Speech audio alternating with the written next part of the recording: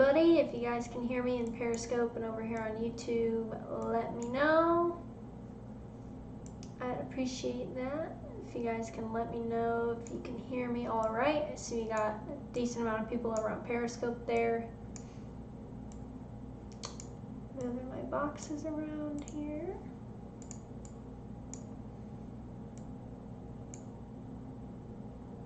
How's everybody doing tonight? Yes, I am very, very, very late for my stream.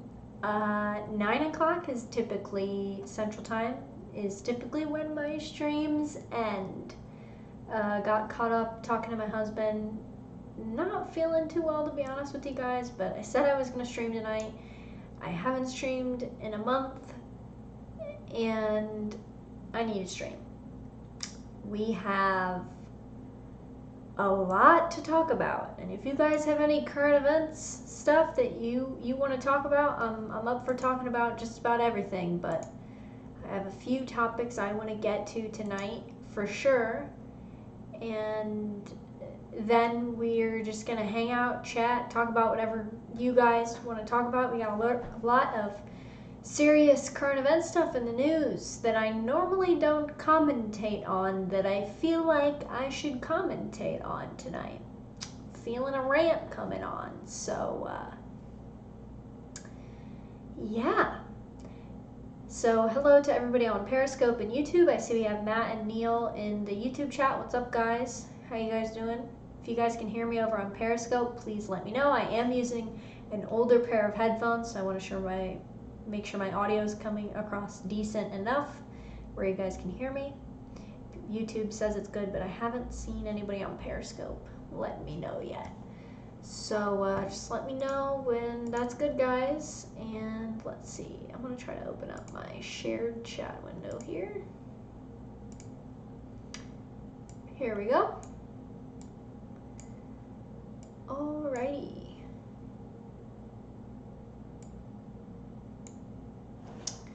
Seth in the YouTube chat says, first time catching the stream.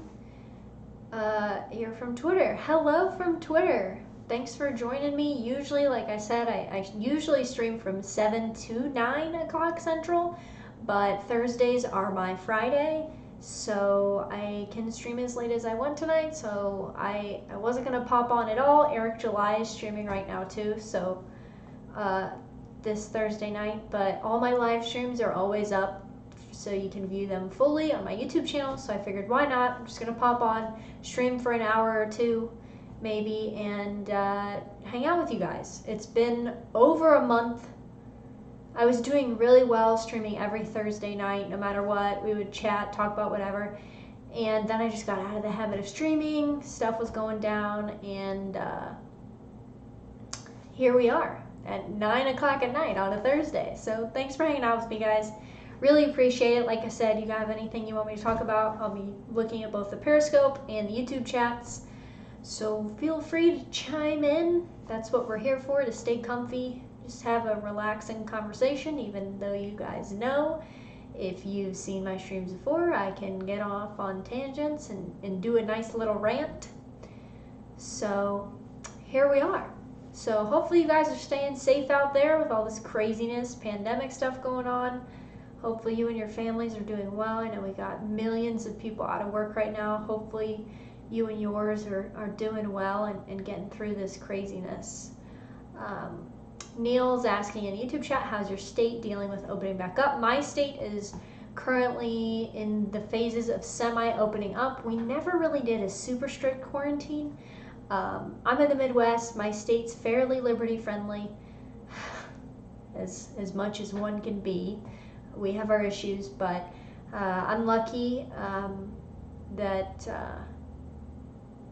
I'm considered essential. So everyone, please thank me for my service. I'll wait. Thank you.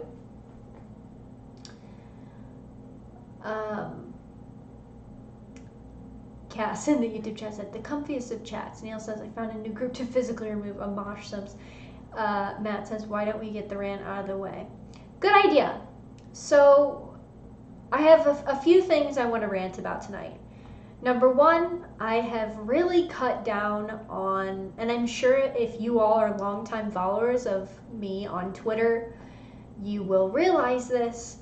I have severely cut down on the amount of election commentating that I do.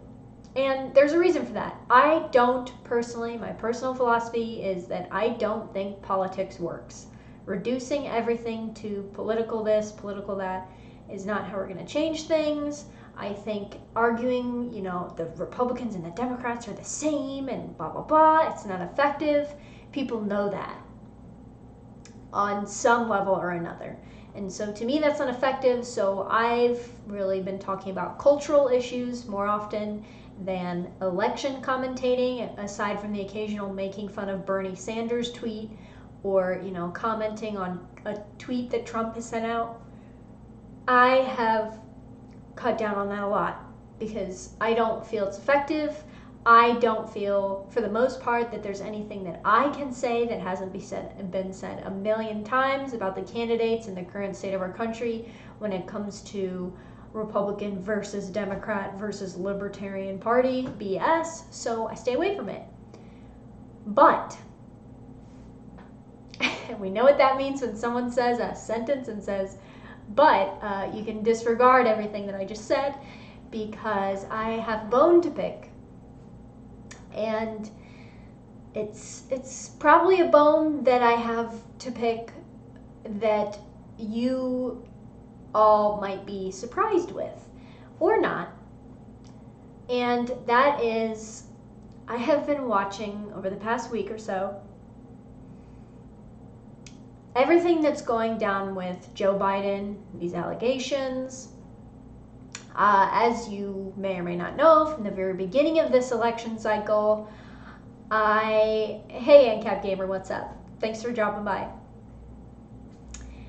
As you may or may not know, I have, from the very beginning, even as far back as when Trump won in 2016, said that I believe that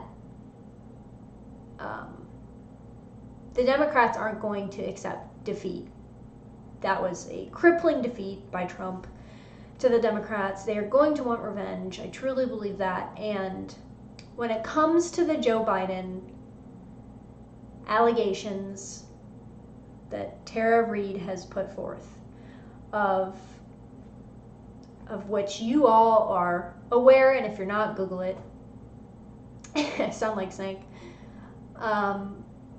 It's been very interesting, to say the least, to watch people who went after Kavanaugh and said believe all women and the Me Too movement, and all of this bullshit, to turn around and say things like, even if Joe Biden did do what Tara Reade is accusing him of, it doesn't matter. I'm voting for Joe Biden. We have to defeat Donald Trump. And of course, to a lot of us, if you're watching my YouTube channel or watching me stream on Twitter, you are likely not surprised by this, and I'm not either. This is not to say I'm surprised that Democrats or Republicans are hypocritical and that it's okay when their side does it, but not when the other side does it. That's not my point. My bone to pick tonight is with women.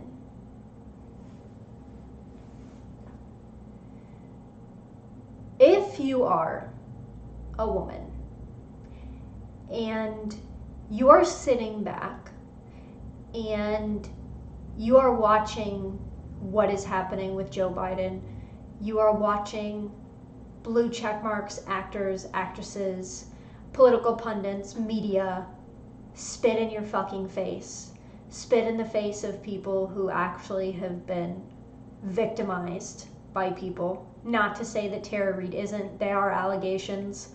Obviously, I will need more evidence personally, but that's not what this is about. This is about the fact that it is more evident than ever before, not just with victims of abuse, It is more evident than ever before that politicians, Republican, Democrat, Libertarian, Green Party, I don't care. Politicians don't give a shit about you. They don't give a shit about women and their plight. They don't give a shit about equality. That's not ever what this has been about. It wasn't about that with the Kavanaugh case.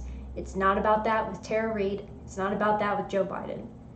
It is about using your emotions and using your heartstrings that they can tug on to get you to vote for the person that you think has your best interests in mind, that you think is going to protect women. And the reason that I am thankful, even though it is potentially damaging for this incident that is being brought up about Joe Biden, the reason that I'm thankful that this is happening and being discussed is not because some BS talking point about how it's exposing hypocrites.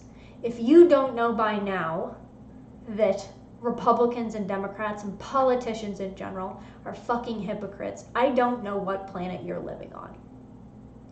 But what I do know is this is an especially egregious case of politicians flopping from caring about people to attacking the very people that they claim to care about. I don't know what more evidence you people need than that. I don't know what more evidence women need that politicians don't give a shit about you, equality. They don't give a shit about your family. They don't give a shit about your career aspirations. And they certainly don't give a damn about real victims, alleged or not. Whether you've brought your case to the court of law or not, they don't care about you. And I hope that maybe you will realize that this is all a sham. You know, I was talking to I have a friend that lives near me, and she's a feminist. And she'll call herself a feminist to me, but she's definitely backed off of using that term in public a lot. And, you know, she's a victim of childhood abuse and then, unfortunately, sexual abuse as an adult, which I've known her for 6 years, and she's only recently, in the past year or so, really told me what she went through. And to watch, I don't know how anyone who has truly been through something that horrifying, or who knows a friend or a loved one or a partner, whether a man or a woman who's been through something like that, can sit there and watch politicians so flippantly change their opinions about who they want to protect and who they believe, and think, yeah, I want to vote for any of these people. And, you know, like Michael on YouTube is saying, politicians don't care what else is new. Of course it's not new. You guys know I'm an anarcho-capitalist. I'm the last person that would be sitting here acting surprised that politicians are like this. I'm not talking about this because I'm surprised. I'm talking about this because, quite honestly, if you're a woman who claims to be for victims, who claims to be a victim of something like this, and you're sitting back and you're saying, yeah, that's really sad and all that you may or may not have went through that, but, you know, blue no matter who, fuck you.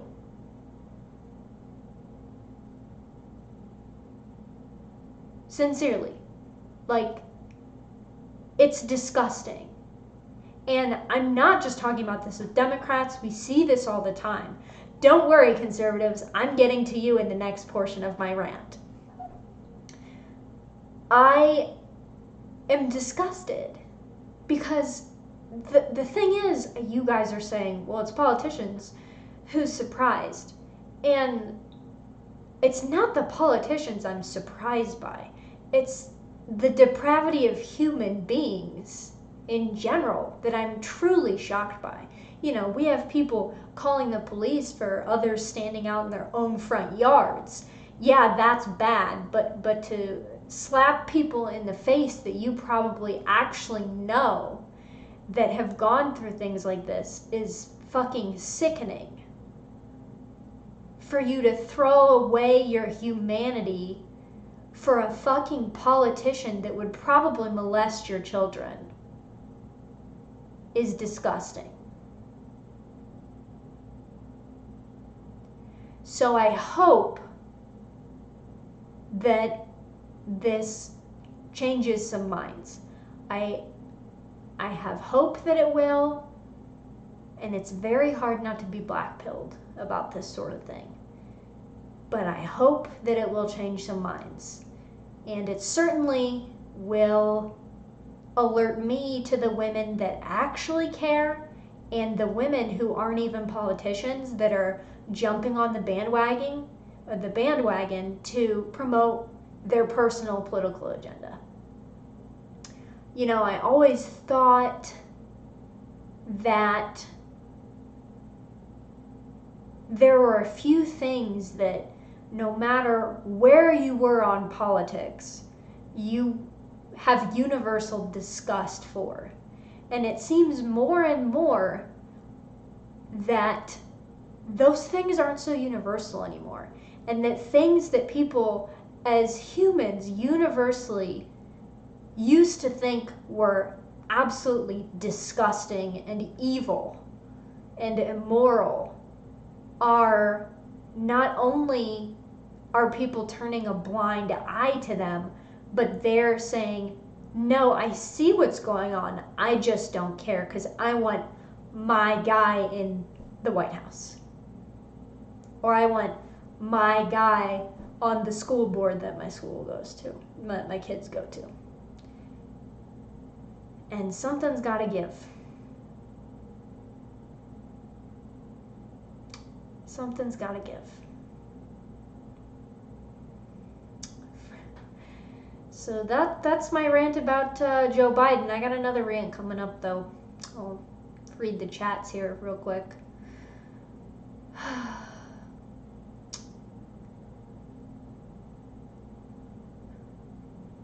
Neil said, partisanship is a hell of a drug. Yep. Ain't that the truth? Fernando says, leftists don't care about consistency. They only care about power. Yeah. Yep, you're right about that. The issue is, it's not... Well, let me go into my other rant.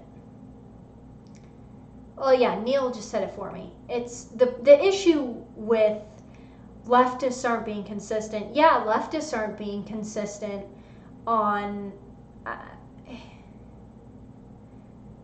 here's the problem. Me ranting about the Democrats and Joe Biden and politicians when it comes to sexual assault and everything, that is not to say that this is a leftist or a Democrat thing.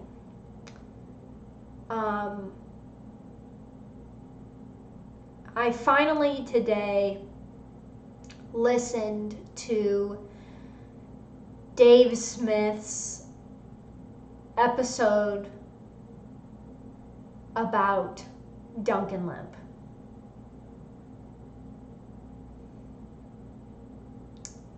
And I have never been so infuriated. And I don't know why. With the pandemic stuff going on, I have stuff going on in my personal life right now that I won't get into with people that I know.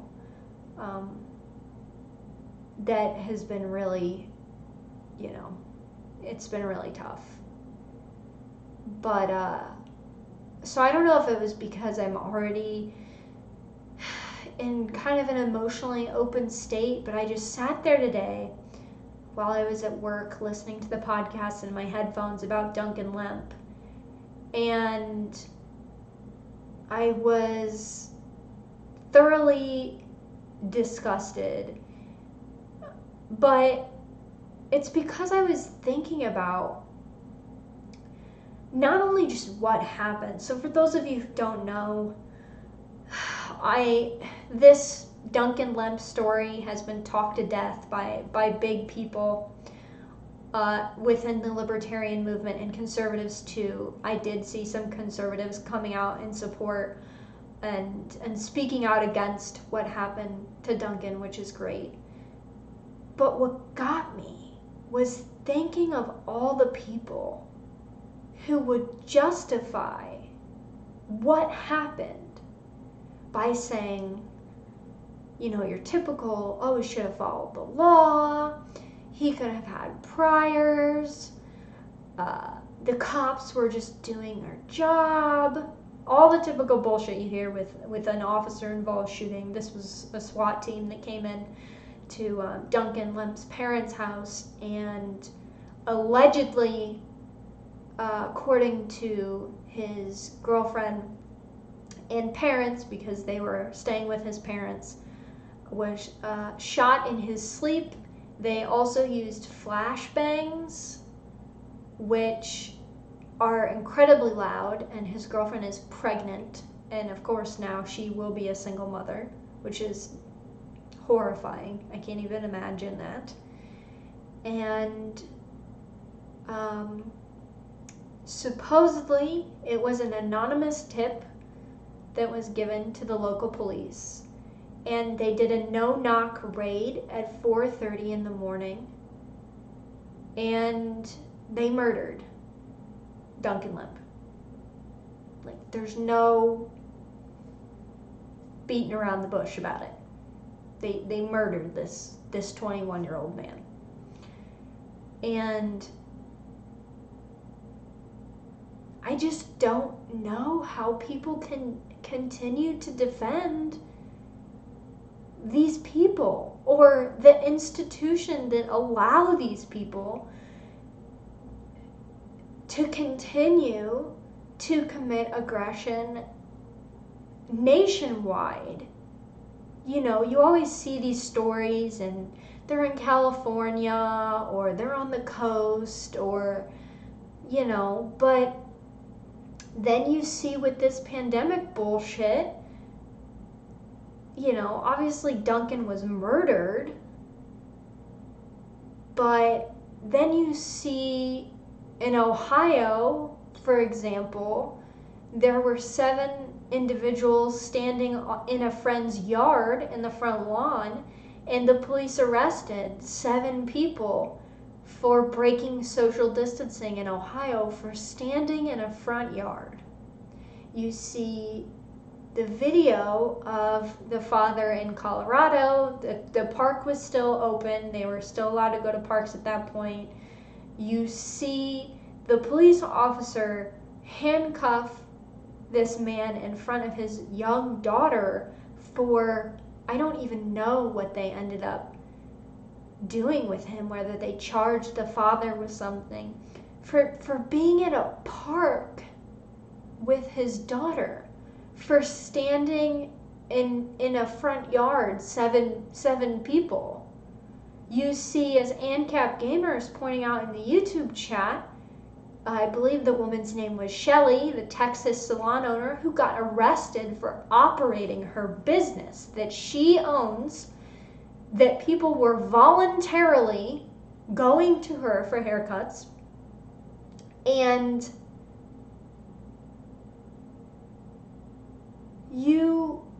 you see things like that. And with the Shelly example, the salon owner that ANCAP Gamer is talking about, my local news reported on Shelly's story.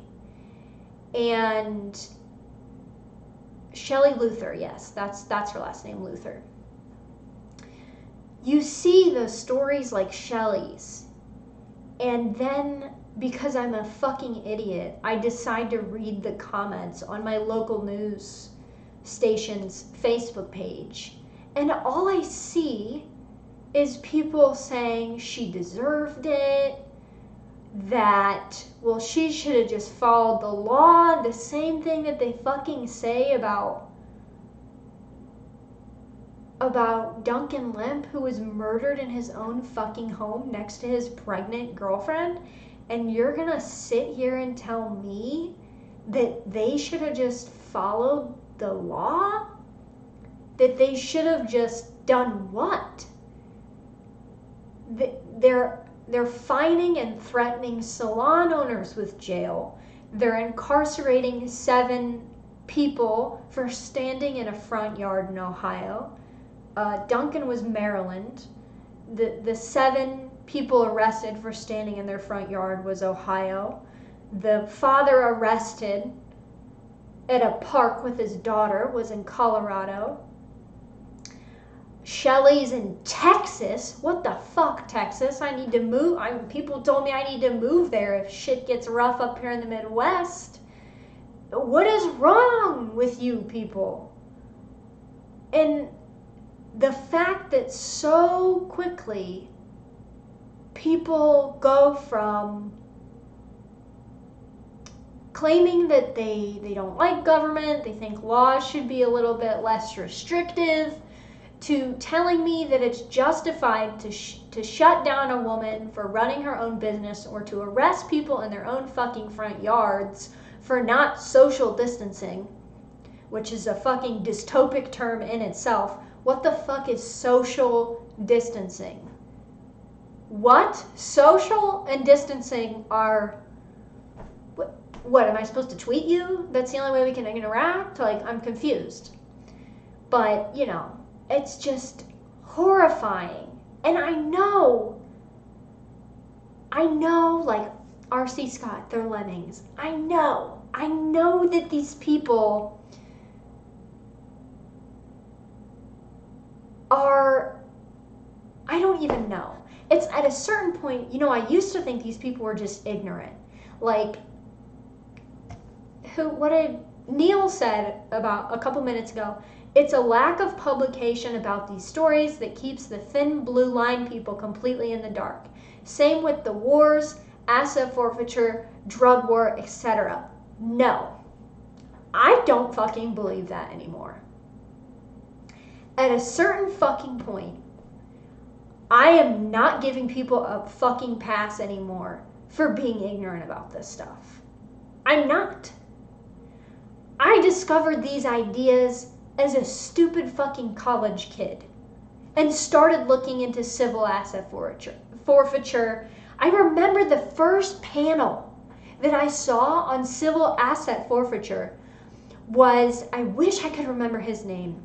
It was a lifelong former Baltimore police officer at a Liberty conference talking about civil asset forfeiture, and I didn't even know what it was, but I was 19.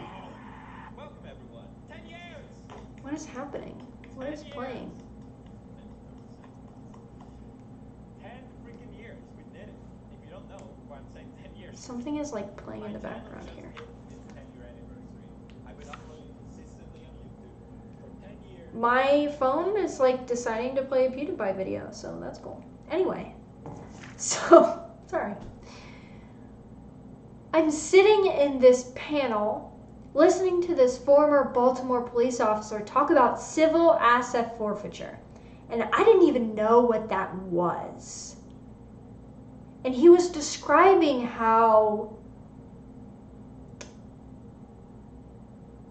they would pull people over for whatever. They would take cash or whatever they had in their car, and then the people would just let them have their possessions because people in Baltimore were either too poor or just couldn't find a lawyer that would take the case for them to get their own possessions back, whether or not the case was about what they had taken as evidence or not. And I thought, at this point, I'm like a normie, constitutional person. I wouldn't have called myself a libertarian yet, I don't think. I was just discovering all this, and like I said, I'd never even heard of civil asset forfeiture. And I was 19. I'm sorry. I'm done giving people a pass that they don't know about this. That the news just isn't reporting on this. That shit like that. I'm not giving you a fucking pass on being ignorant. At a certain point, when you're so ignorant, it has to, at some point, have been a fucking choice for you to be that stupid, to be that naive about what is going on, for you to sit there hearing stories about SWAT teams doing no-knock raids and killing people in their fucking sleep, and for you to go, that's an anomaly. It's not. There have been story after story of people being red flag lawed, of people getting their dogs fucking flashed. I mean, for God's sake, it is a meme now that cops shoot dogs. There are memes all over of joking about how cops shoot dogs. And you're going to tell me, oh, they're just ignorant. They just don't watch the news. I don't watch the news. Is the problem that people are watching the news? Perhaps. Maybe people just watch the news, and if it's not on the news, then they don't hear about it. That's not my problem. That's their problem. They are choosing to be ignorant. They are choosing to not inform themselves about things that are going on. And I am sorry, I just watched the Waco documentary on Netflix, so fuck you if you're sitting anywhere watching this saying, well, they're just ignorant, they don't know, this stuff isn't in the mainstream. How can you tell me that a 26-year-old who didn't even know anything about politics until I was in college, I didn't even know about Waco. I wasn't, well, let's see, I don't think I was alive yet. I'm trying to think what month it was. I was either not alive or alive for a couple months when Waco happened. We see these things again and again and again and again, and people still sit there and say, well, there's just not enough information out there. We live in the information age, quite literally. This is not like a fancy term people use figuratively, and there's lots of it. It is a click away. A fucking click. My grandma has an iPhone. There is just nothing that you can tell me that will convince me that ignorance at this point is not a choice. Oh, okay, I just doxed my husband, that's fine. It's my phone background. There's nothing you can tell me that will convince me of that. It's pathetic, it's disgusting, I'm disgusted. It is your job, if you want to live, to educate yourself about what is happening. And if you don't think this could happen to anyone, it can. And it will. Now, I'm not Fed posting right now. I'm not saying we need to get violent. I'm not saying anything like that. I am saying that if you are choosing to ignore what is going on because it doesn't affect you, or, it will never happen to me, you're fucking wrong. When the media is calling Jordan fucking Peterson an alt-right figure, some Canadian dude that's painfully centrist, and you're gonna sit here and he's an alt-right evil guy, or Joe fucking Rogan, who literally just interviews people high all the time for his podcast. And said that he would vote for Bernie in one of his podcasts at some point. You're going to tell me that they would never go after a regular person. Duncan Lemp was a regular person, guys. He was a 21-year-old man with a pregnant fucking girlfriend who lived with his parents, and they murdered him. And you're going to sit here and tell me, well, you know, if the news doesn't talk about it, then how am I supposed to know about it? Go fuck yourself. How about that?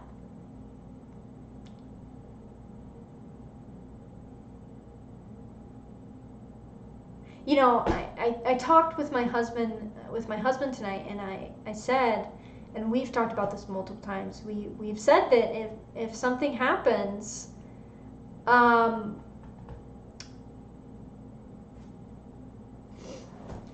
if something happens and stuff goes down, I'll go down. I don't care. I believe in these things. This isn't fucking memes to me. This isn't a joke. If someone put a fucking gun to my head and said, "Are you Christian?" and if I knew that if I said yes, they would shoot me in the head, I would say yes. I feel the same way about this government shit. This is life or death. Maybe not for us right now, but look what's happening. Look what's happening. It's all across the United States. I'm not saying we should LARP and, all that BS. That's, like I said, that's not what I'm saying. But to ignore culturally the shift that is happening right now, and the pandemic is accelerating now, which I'm sure the accelerationists are happy about that. I'm not an accelerationist. I joke about it, but I'm not. I don't want things to happen. If shit does go down, so be it. But I don't advocate for that. I want cultural change. And for fuck's sake, stop sending your kids to public schools. Fucking conservatives and libertarians sitting here telling me, yeah, I care about libertarianism, but I'm going to go let my kids sit in a fucking cage for 8 hours a day and potentially get molested by teachers, and then go edge post libertarians about how Catholic priests, are doing stuff to kids, when you're way more likely to get molested statistically in a fucking public school than at church. I'm not even Catholic, I'm Lutheran. I'm not saying this because I'm Catholic and I'm offended or defending Catholic priests. I'm just saying, if you can sit there and fucking edge post about church and you're gonna send your kid to a fucking public school, fuck you. You don't care. And for the people who say, oh, well, we have to send our kids to public school so they can change public school culture. It's run by the government. Also, it's not your kid's job to change culture. It's your job to give them the best life that you can fucking give them. And sending them to public school is not doing that.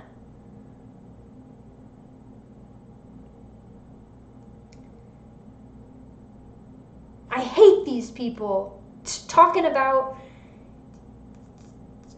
all this meme bullshit, meaningless catchphrases. I'm wearing a taxation is theft shirt right now. That doesn't mean shit if you can't back it up with philosophy.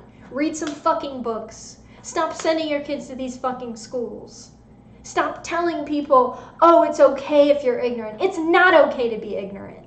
It's your job to be educated on this stuff.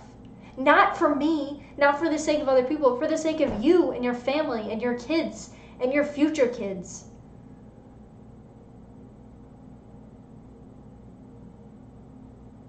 I hate seeing libertarians on social media, and I know I used to be one of them. Don't get me wrong, when I first got into libertarianism, you really care about those catchphrases. And I get it. Like, for a lot of people who are politically homeless, they find libertarianism and they think, these are my people, and I'm not Republican or Democrat. I'm socially liberal, fiscally conservative. Fuck off. I was that person. If you don't graduate past that, you're useless to me. Get with the program. Come on, people. You can't just sit there and say these fucking catchphrases and expect people to do anything or to go read anything. I've had multiple people over the past few months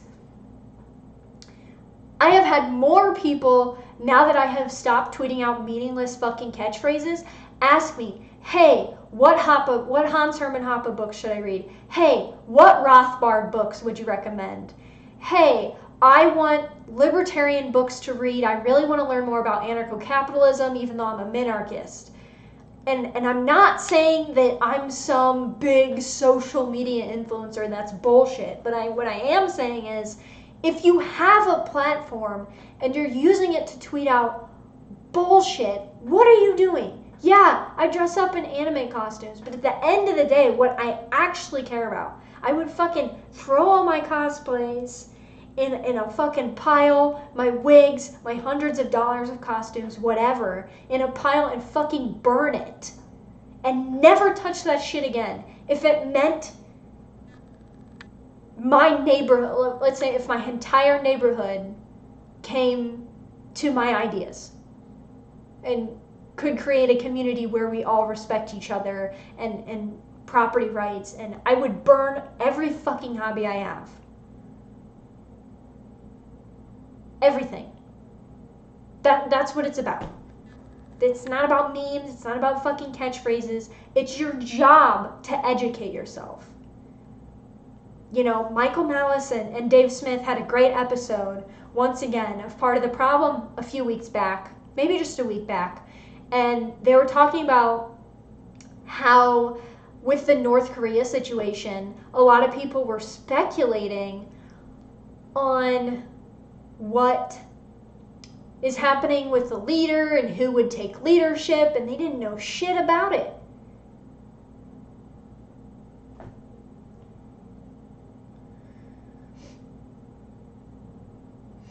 Cringing Carrot. So she's okay with parents letting their kids get molested by priests, but hates when the government does it? Libertarians. So either you're trolling or you didn't listen to what I said. So I suggest you rewind like 2 minutes, specifically to the part where I said that I don't support that. So I'm going to ignore you the rest of the stream now, because if you're watching, I directly refuted that point. And if you think I'm a libertarian, well, you can just think that. If you think I'm a libertarian, then we'll just let you think that. It's kind of cool when people think that about me, and then they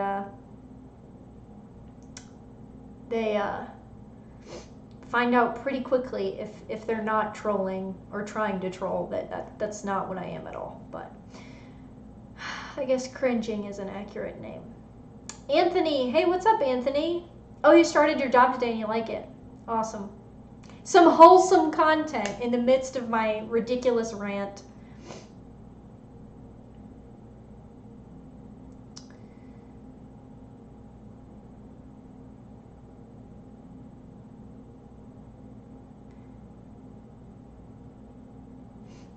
Catching up with the chat here, guys. You've been talking a lot about it.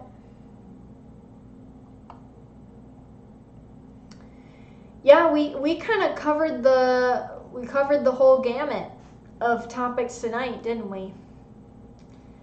I don't know, guys. I just don't have respect for ignorant people anymore. I just don't. And I say that as someone who was very ignorant. I chose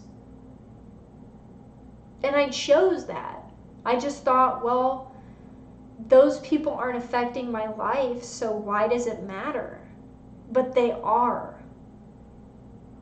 Or if not now, someday they will. So you have to think about these things. You know, as much as libertarians, a lot of them get caught up in this hyper individualistic mindset where, and it's very autistic, to be quite frank, it's fucking autistic, to sit there and think that, you know, nothing I do will ever affect anyone else. I can just do my own thing. Yeah, well, guess what? The fucking government exists. So good luck. Neil said, I was lucky to find libertarianism before I headed to college and potentially became an ignorant leftist. I discovered libertarianism in college. Now, to be fair, when I discovered libertarianism in college, I wasn't I was failing out of college. I wasn't going to any of my classes. My professors were pissing me off with their bullshit that they were spewing. I don't know. I think college affects women when it comes to becoming a leftist a lot more than it affects men. And I do think it is because women tend to be very affected by social groups, so you're a lot more likely to just go with the flow and don't go against things. I think a lot more men that I know that went to college, they don't come out something else. Despite all peer influence and professors, they're usually okay. So I don't necessarily think it's true that if you go to college, you become a leftist. I think it's a lot more likely for some people than others, and it's certainly, let's just put it this way, if you went to school before college, you probably already have a lot of authoritarian leftist tendencies before you even go to college. The groundwork is already laid. I know plenty of people who didn't go to college who are just as indoctrinated as people I know that went to college or even, went to get a doctorate or anything like that.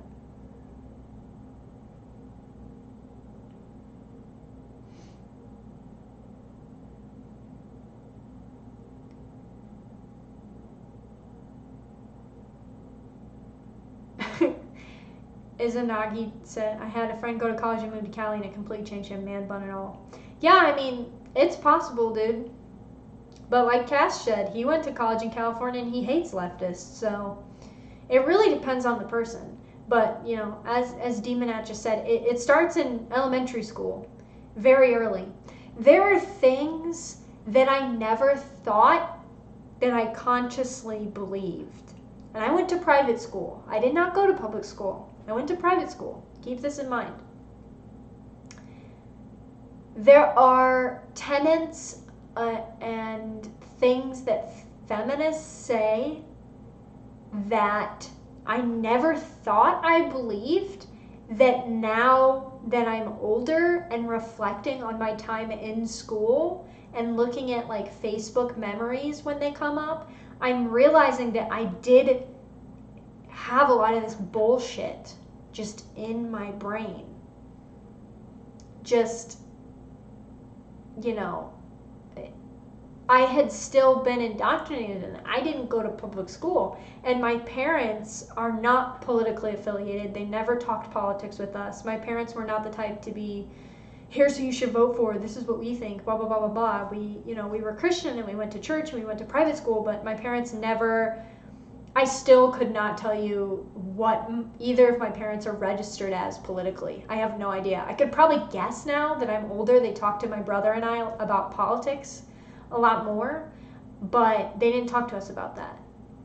So just culturally, over the years and friends and things like that, internalizing, that's such a leftist term it sounds like, but internalizing a lot of the ideas that culturally are very, very prevalent,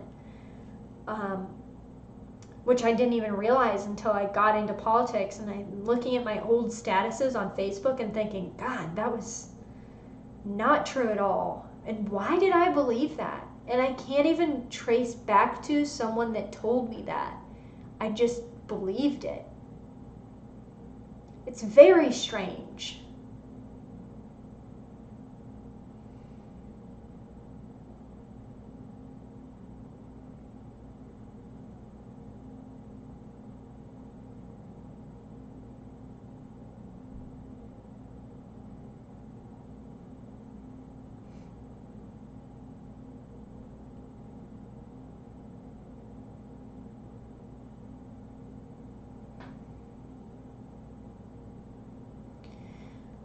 Scott says, we're getting close to the government completely running the internet too. Feels like we're running out of time. Yeah, and you know, I've talked about this for years on Twitter that I really dislike people that make fun of Anon accounts or like anime profile pictures. One, because a lot of those are my friends on Twitter, but two, government's coming. Like that's the last frontier, and that's why the censorship is so horrifying, because it is the last frontier. And there's not really much else to say about that. I don't. R.C. Scott, Mac, before I forget, For New Liberty and Anatomy of the State came in last week. Read the first, and I'm halfway through the second. They are now my manifestos. Yes, Anatomy of the State is the first thing that. Well, the first thing I read was The Law by Bastiat. The second thing I read was Anatomy of the State by Rothbard, and it just perfectly articulated the things that I was seeing.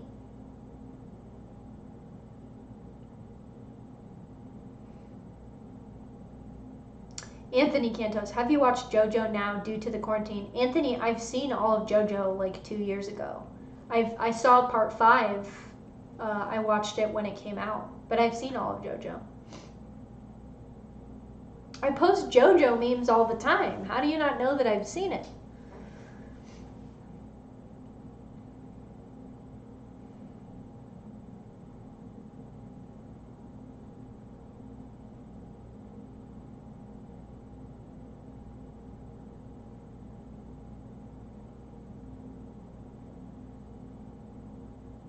Gosh, it's almost already been an hour.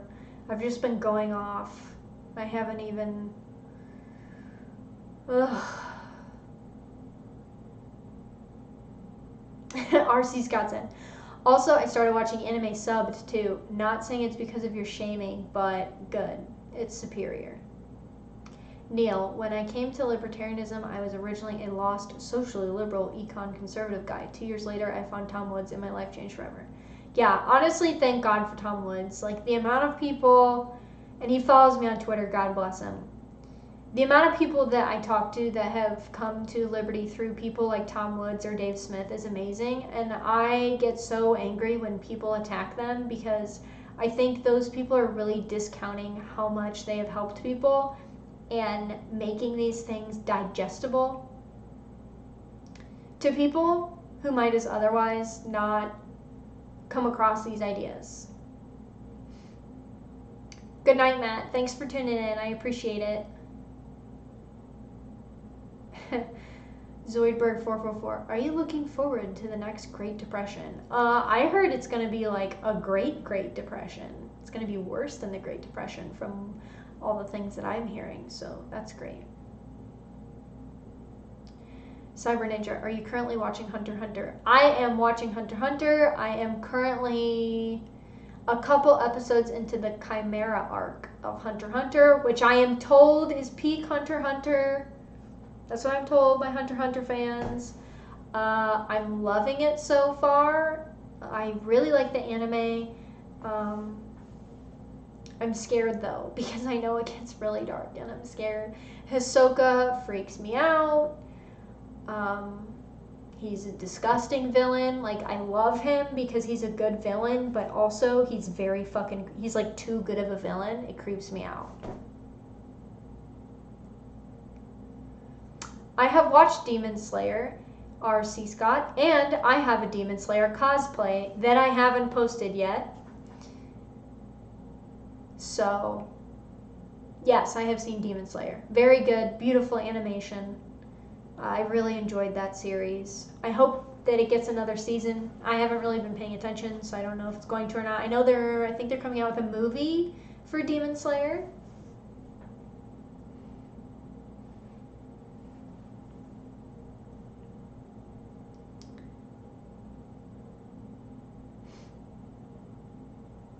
Yeah, a movie is coming out.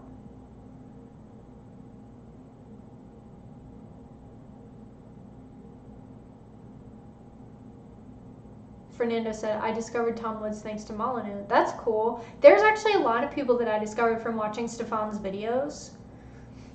Like, he'll interview people and I'll be like, who is this guy?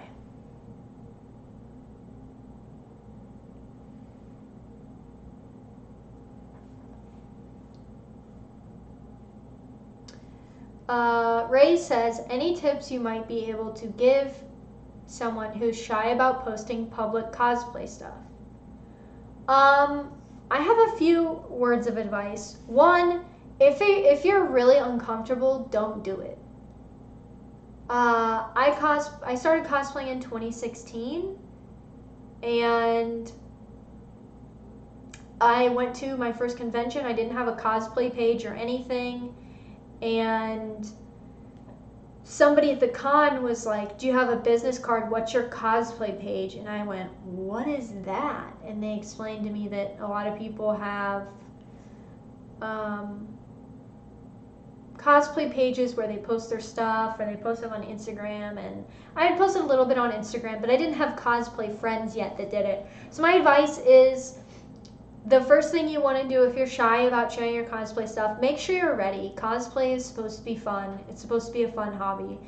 If you are scared of criticism, cosplay is probably not the hobby for you. But if you love cosplay and you genuinely enjoy doing it, send it to your friends. That's what I would do.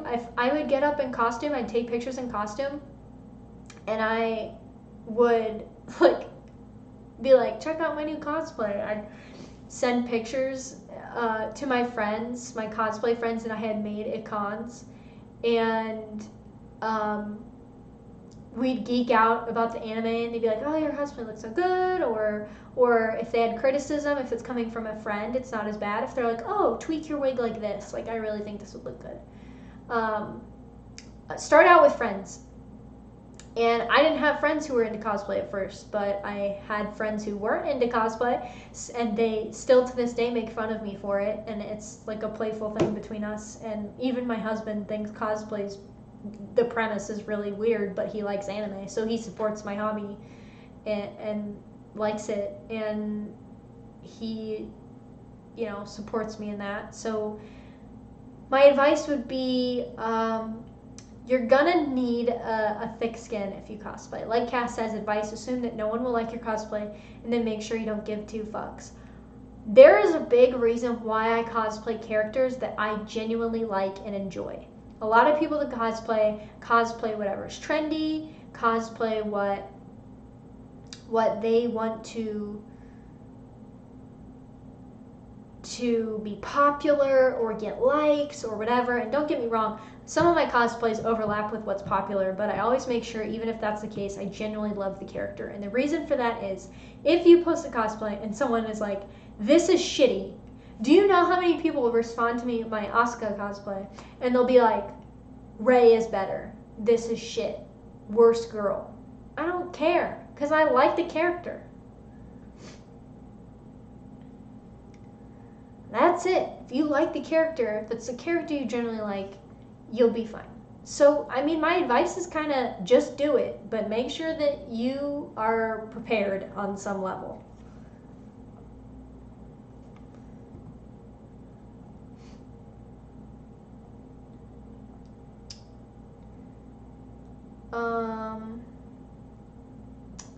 Zorberg 444, are you going to head out west with the Jodes, or setting up an OnlyFans to ride out the Great Depression through?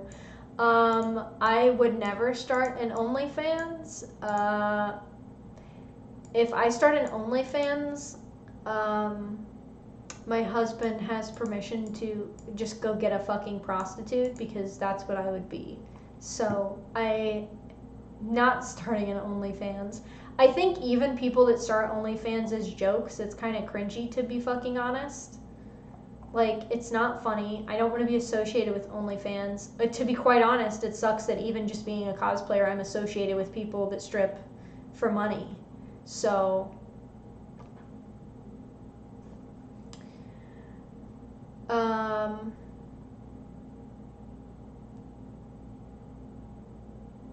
Scott says, if I cosplay as a girl, is that drag? No, there's actually a name for it. So if I cosplay a male, or if you cosplay a girl, it's called crossplay, because it's like cross-gender cosplay. So it's called crossplay, which I have considered. I have considered cross-playing male characters. Now Fumi from Shield Hero, I really want to cosplay him really bad. I've cosplayed Raphtalia from Shield Hero. I really want to cosplay Naofumi. and I really want to cosplay Kenshin from Rurouni Kenshin. Those are the only two male characters I've ever considered cross-playing. But I'm really small, so it's really hard to find male cosplays that fit me unless I get them custom made, and that's way more expensive. So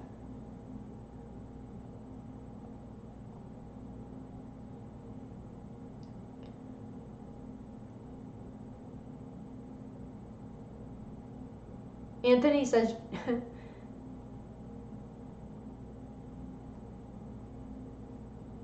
yeah, I'm really want to cosplay Kenshin. I have a friend named Christina she's a woman obviously, and she has cosplayed Kenshin, and she looks fucking amazing as Kenshin. And ever since then, I've just been obsessed. And I think I could pull him off. I think I'm small enough that I could mask some features, if you know what I'm saying, and crossplay him. But I think I could pull him off. And I just think he's a really cool character. So that's like one of the first like older animes that I watched. Which is doing the opposite gender. Oh, which is doing what?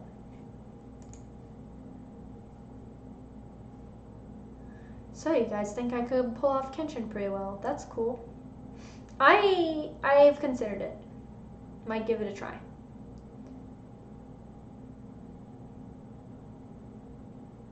If I crossplay and I cosplay a male character that's fully covered, will I still be called a whore? Stay tuned.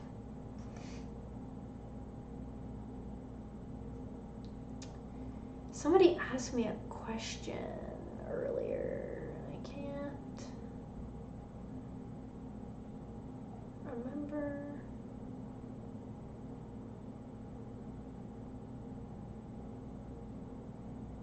Maybe it was just that cosplay question.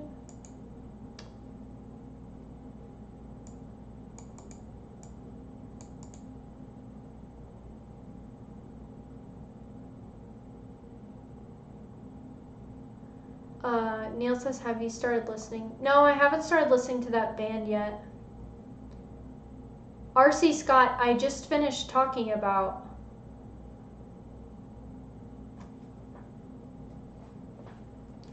RC Scott, I just finished talking about Shield Hero. Shield Hero is amazing. I highly recommend it. Towards the end, the very end of the anime, I was like, but give it a watch. Now Fumi's a great character. His character arc is great. I really like Raphtalia as a character. It's very cute. It's not like the best anime I've ever seen, but it's really good. I would give it a watch. And if you like Demon Slayer, I think you would probably like Rise of the Shield Hero. It's good enough for me to cosplay from, so it's good. I would recommend it, personally. Scott, question. How will you talk to your kids about the state the world is in? I'm worried about blackpilling too hard. You know, yeah, I mean, that's a tough one. It's really scary. But for me personally, I know I joke with you guys about being blackpilled, and I go on these long rants about how pissed off I am, about how stupid everyone is. But at the end of the day, I wouldn't be bothering talking about this stuff if I didn't on some level think that there was some hope. And, you know, coming from a Christian Lutheran background, I am under no illusion that humanity is not inherently flawed, but that also means that I'm not under any illusion that there's no hope whatsoever and nothing to look to take hope in and to take heart in. And, you know, there's a Bible verse that I really like, and like, I'm not trying to get preachy right now, but you guys asked me how I would explain this to my kids. So, I'm not trying to get preachy right now, but one of my favorite Bible verses is from John, and it's chapter 16, and it talks about how that in this world you will have trouble, but take heart, for I've overcome the world. And I feel like that's a verse that people don't, at least in my circles, don't talk about as much. Everybody talks about the Jeremiah 29:11, I have a plan for you, and all that stuff, which is taken out of context in the chapter of that it's from, but that's beside the point. And that verse is really how I've always taken approach to looking at the world truly. And I am not a person that is, I wouldn't consider myself super religious. I mean, I got married in a church. Marriage is a sacrament to me personally. It's a very serious thing. It's not just, a contract or something like that. But I think even if you're not a religious person, viewing the world as, listen, bad things are going to happen, and that doesn't mean that good things will never happen. And sometimes really, really bad things are going to happen. When I was 8 years old, it's the month of May. The month of May is always tough for me personally, on a personal level, because when I was in first grade, I watched a kid get hit by a drunk driver on a field trip. And that shapes you as a person. And it was traumatizing. And that was in 2001. And then in November, the Twin Towers fell. So 2001 was a fantastic year for me. I don't know about you guys. No, but in all honesty, bad things are going to happen. Horrible things are going to happen. Do you think it was fun for me? Do you think that it was easy to take heart when my dad had stage 4 cancer when I was in 4th grade? No. But things happen. Life is insane. I know a lot of you guys in the chat are older than me. I don't need to tell you life's insane and shit happens, and you just gotta get through it, and you have to grow through it. I know that sounds like chick crack bullshit, but so to answer the question, this was very long-winded, but no matter how terrible things get, and things have been very terrible at points, things can be viewed as terrible right now. Every time someone emails me or tweets at me or contacts me through my Facebook messaging on my Facebook page and tells me that, and I've had this happen several times, and this isn't a brag, this is me saying, like, the fact that I can give other people some sort of hope, that I will be able to give other people hope too. If I can give strangers hope, I have no doubt that, and being confident that I'll be able to give my kids hope. I didn't grow up in, a bad, super bad situation. My mom stayed home and she ran a daycare out of our house, and she ran her own business. So she was a stay-at-home mom, and my dad worked a couple jobs. But we never knew their financial situation. We never worried about if our family was going to make it, because my parents always made it clear, and we're just this steady force of calmness and steadiness, and bad things happened and the boat rocks, but there's a steady presence that keeps you firmly planted, and everything's going to be okay. And for me, that's what my parents were, and then as I got older, that's what my faith was. But I know RC Scott in the chat said my family's Baptist, that killed religion for me. I certainly get it. Organized religion has people are flawed, therefore organized religion is flawed. That's the sad truth. But in the depravity of humans that I've been talking about over the past hour or so now, as depraved as humans can be, we also have the capacity to provide warmth to other people, to provide meaning to other people, to try to be as virtuous as we can and give other people hope. And so I really don't have any doubt that, even not talking about religion, just talking about you as a human. I know a lot of people have really bad experiences with religion, and that's understandable. But other things can be a steady hand for you, and I think it is really easy to get black-pilled. Like Scott said, I want to give them hope, but it just looks so bleak. I know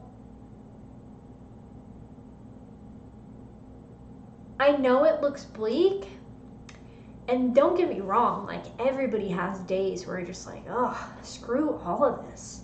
This sucks. And today was one of those days for me. Like last night into today, I was like, fuck this. Like, this is. Sometimes it just feels like too much. Completely empathize with that. But I really think that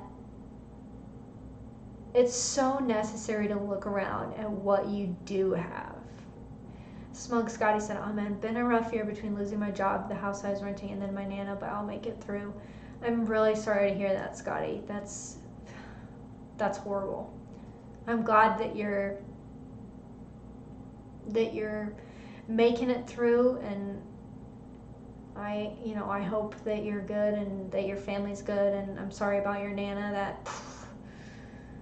I just got married in October, and I'm so close with my grandparents, and this whole pandemic has like heightened my awareness of how old my grandparents and my parents are getting. That's scary shit. And then I'm like, oh, I'm gonna be old. And then I'm like, I'm gonna die. And then it just snowballs. So I'm so sorry to hear that. That's horrible. I'm so scared of that. I do not deal well with death. I never have. Could be because of my childhood experience. I don't want to say I don't like it, because who likes it? But it's something I'm going to have to get over. Like, my dog died and I cried for like 2 weeks and I didn't go to work. Like, my grandpa was in the hospital 4 years ago for a heart attack, and I couldn't even go to the hospital because I didn't want to be around death. Like, I don't. And I think that's a natural human thing to not enjoy that. You don't want to talk about it, but at the same time it's necessary. And just like talking about death is necessary, there's two sides. There's, you're born into this world and then you get taken out of it, and shitty stuff happens. You roll with it and you get to the good stuff. Or bad things happen, good things happen, bad things happen, good. That's humanity, and that's part of being human. And it's not fun all the time, don't get me wrong, but it's part of the ride, and it's part of what makes it beautiful. And this all sounds like bullshit, but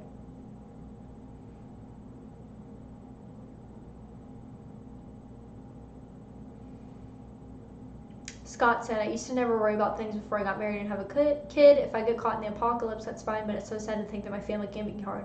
Well, then I'm fucked, because I just got married last October and I don't even have any kids yet, and I have been worrying about these things my entire life. So I cannot imagine having that amplified. I can't imagine it. I completely empathize with that, though. It's very real. I don't really know what advice. I don't know what advice to give you.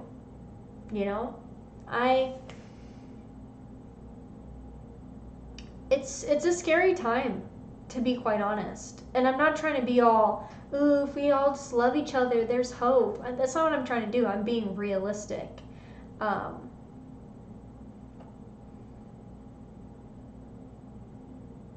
I think realistically,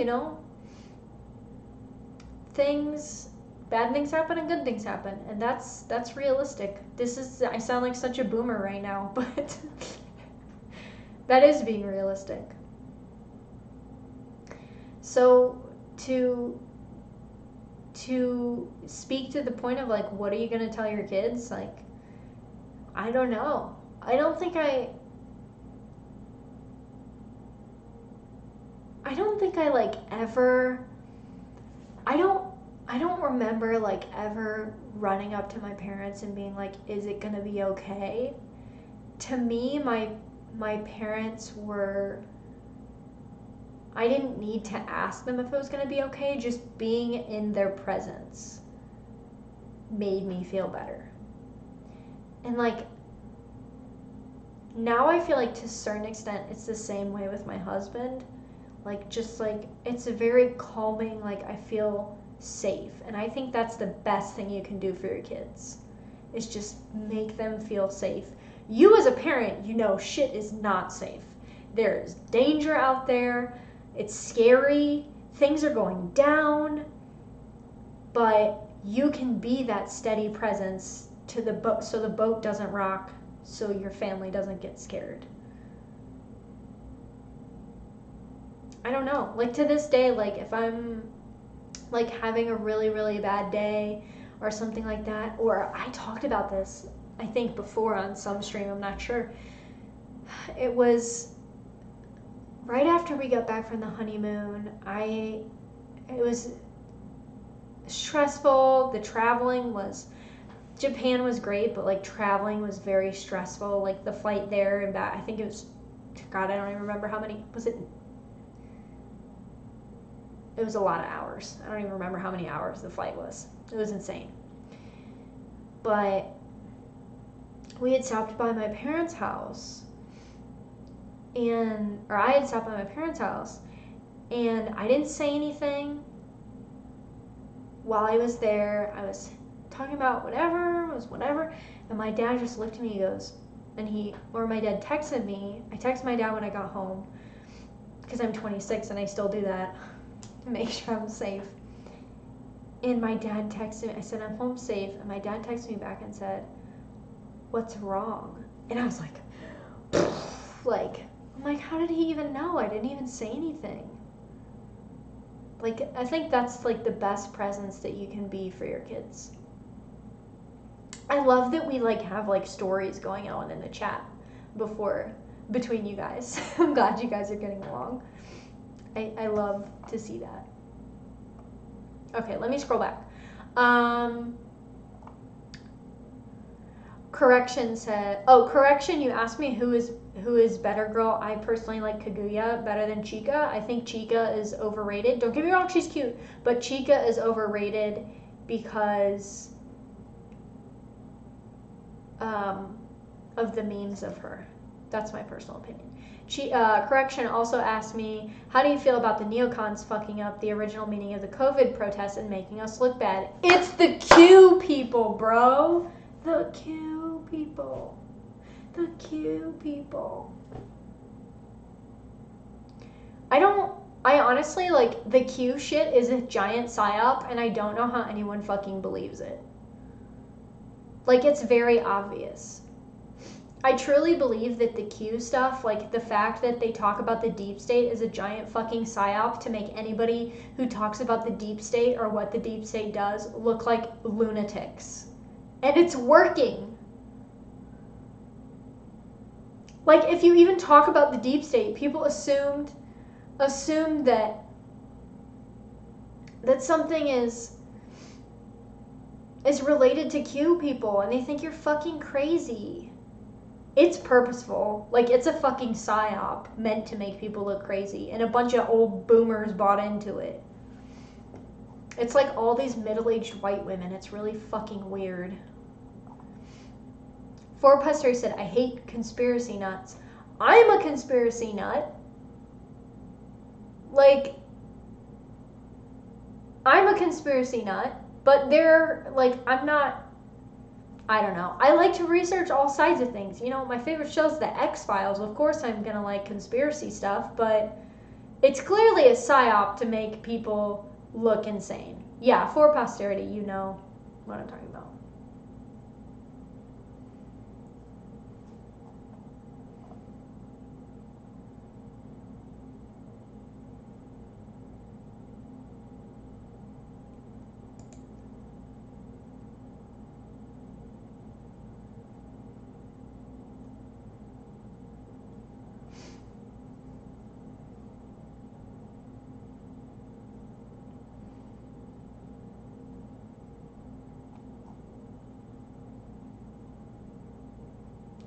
Cass, your company is contracted with the Santa Clara County Morgue? Holy crap.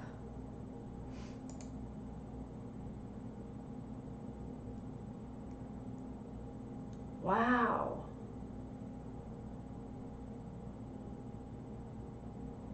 Now we're talking about 5G. Oh my gosh, you guys are crazy.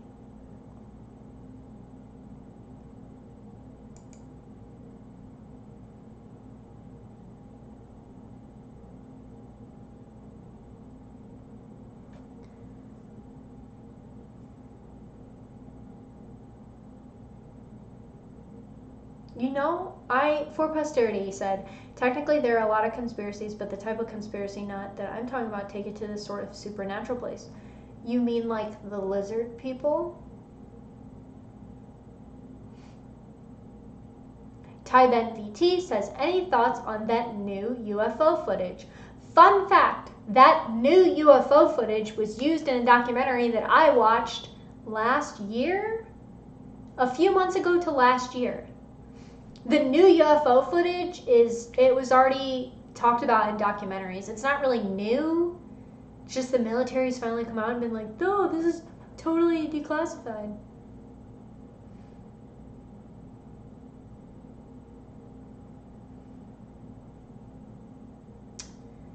So, I mean, the UFO footage is cool, but it's not new. Unless, like, you're talking about, like, the fuzzy military footage that the military took, right? That they recently released?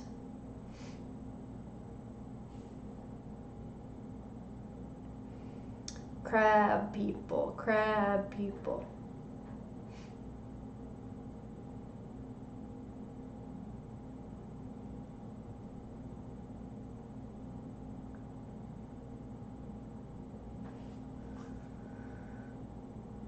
For Pastori said the lizard people and everything, that everything's a dark, insidious conspiracy. I mean, it kind of is, though.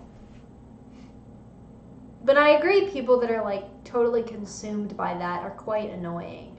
I'm very interested in all this stuff. I've actually, like, watch a lot of channels and, like, do a lot of interacting with these people who, like, really, really are into this stuff. And I find it quite interesting and not annoying at all. But that's just me being weird.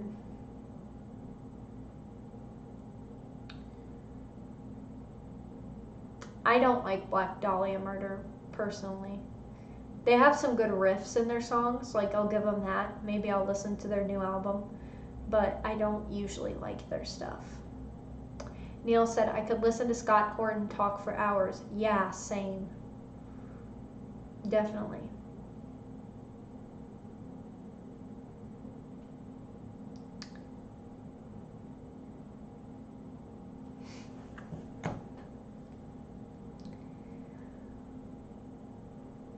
I'm still trying to figure out why my phone was like...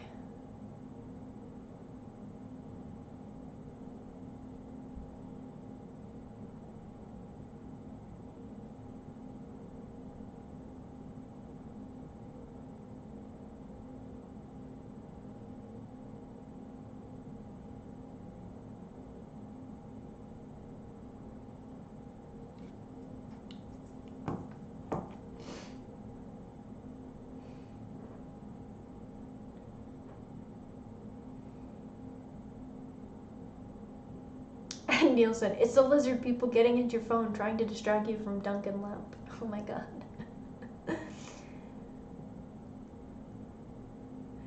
I think there's probably more of a chance that, like, there aren't, like, lizard people, but god, the people that are, like, tuning in are gonna be like, what is this?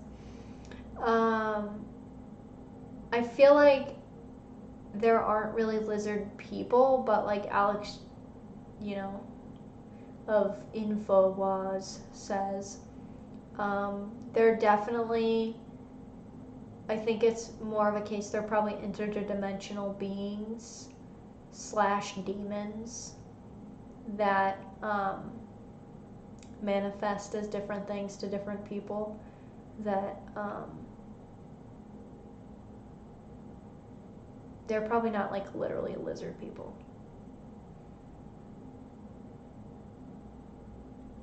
John, I should be writing my final essay, then I saw you were streaming. Well, don't.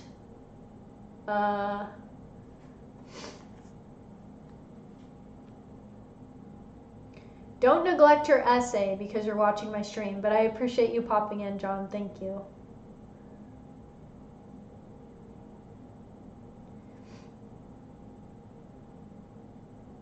I love how now we're going to talk about aliens and who's a lizard person, and before the stream gets taken down.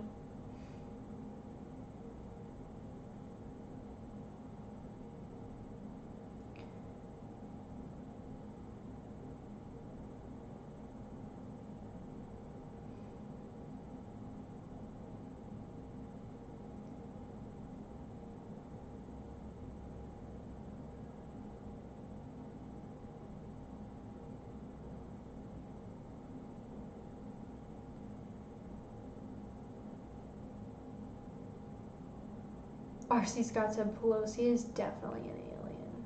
What?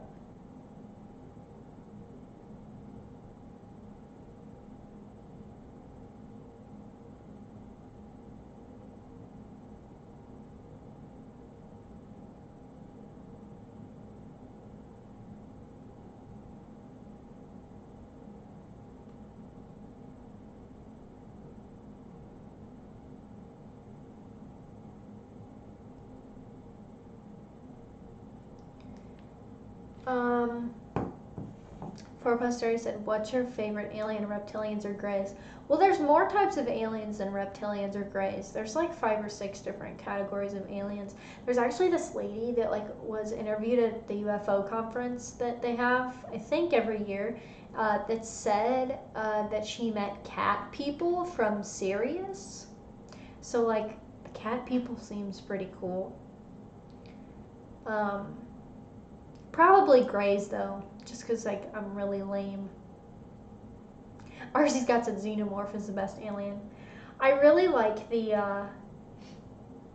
idea of the Alien series, and I am obsessed with watching movie reviews. And I saw Prometheus in theaters, and it traumatized me. So I can't watch the Alien series properly because it's too scary because I'm a baby. But I really like the idea of it.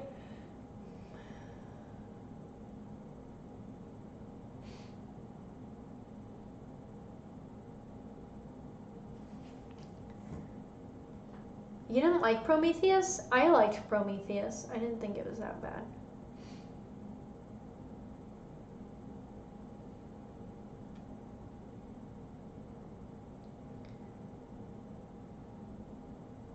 Like, it wasn't amazing, but I really didn't enjoy the lady, Hereditary is a good horror movie. I don't watch horror movies. I can barely watch really, really thrilling sci-fi. I don't watch horror. I read horror. I don't watch it. I don't want to watch it. I have too big of an imagination to be watching horror movies.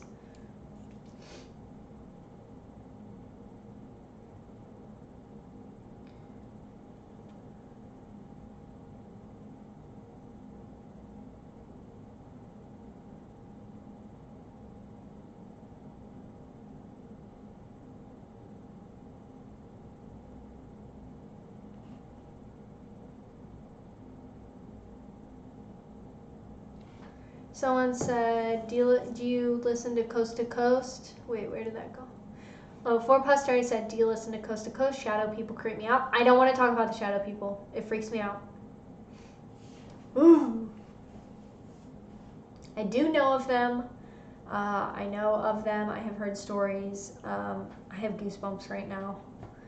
But I have to go to bed in like half an hour, so I don't want to talk about the shadow people. It freaks me out. I don't like it. John Douglas said Prometheus is all the worst excesses of Ridley Scott, while Alien is the best. Well, no, Neil, I don't like reading creepypastas. Though, you know what? I did watch a documentary the other night on the girls that killed their friend because Slender Man told them to do it. That was wild.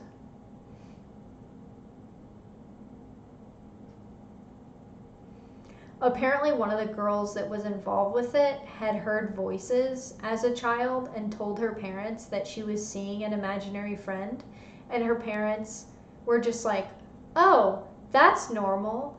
And then you find out halfway through the documentary that her dad is a diagnosed schizophrenic. And like, I'm not hating on schizophrenics, but if you know you're a schizophrenic and you have a kid, wouldn't you be watching for symptoms in your child of schizophrenia? Like, I don't know, hearing voices telling them to do things?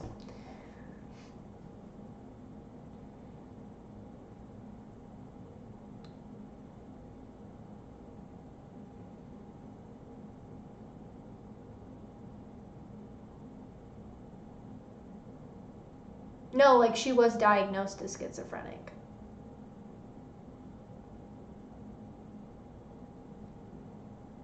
RC Scott, what about Mothman? I'm really interested in all the cryptids.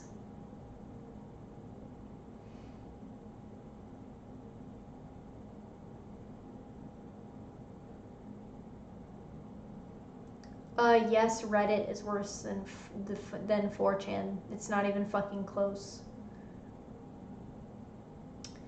Joshua is asking me on Periscope, why are you a libertarian and not a conservative?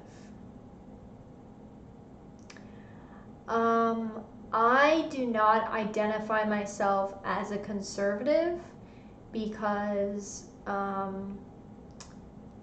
don't personally find that that's an accurate description for me, and I also, to be quite frank with you, think a lot of conservatives are wimps, and all they've done is conserve socialism in the United States.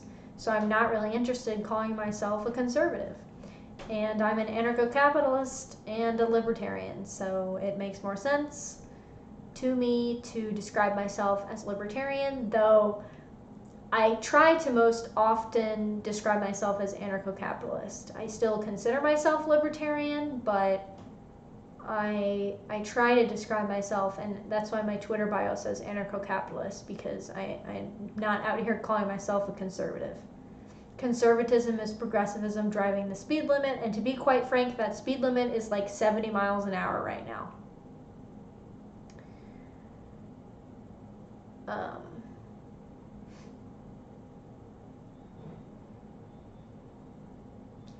I know John Douglas will disagree with me, but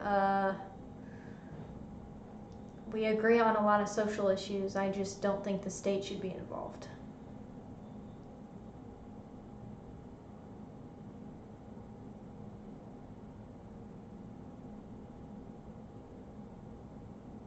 Conservatives defend state agents and government far too much for my liking, and I refuse to call myself that.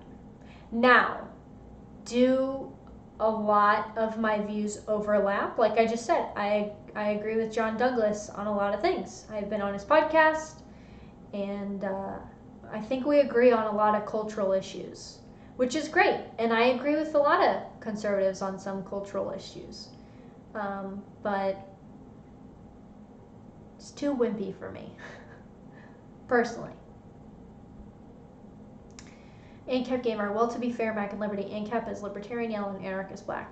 Oh, for sure. I just have actually unironically had people tell me that because I'm an ANCAP, I can't call myself a libertarian, which is hilarious to me. I don't know why people make that argument, but that's why I bother saying that.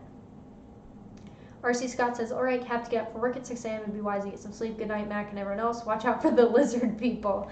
Thanks for stopping by again. Always appreciate you guys that are in here. Even though I haven't streamed for a month, I still see some regulars in here, and you guys rock. So thanks a lot for hanging out for so long. I'm actually going to hop off of here in about 5 minutes. So if you guys have any other questions or things that you want to talk about or ask me, feel free to ask them. Cole says, do you think we should halt legal immigration until we get back to full employment? I personally, and I'm not an open borders libertarian. I think that's, Ideally, in an anarcho-capitalist society, everybody would decide within their own communities what they want to do regarding that issue. I don't support the government being in charge of immigration. As far as the state deciding that, I think it should be up to individual communities. Obviously, property rights need to be protected.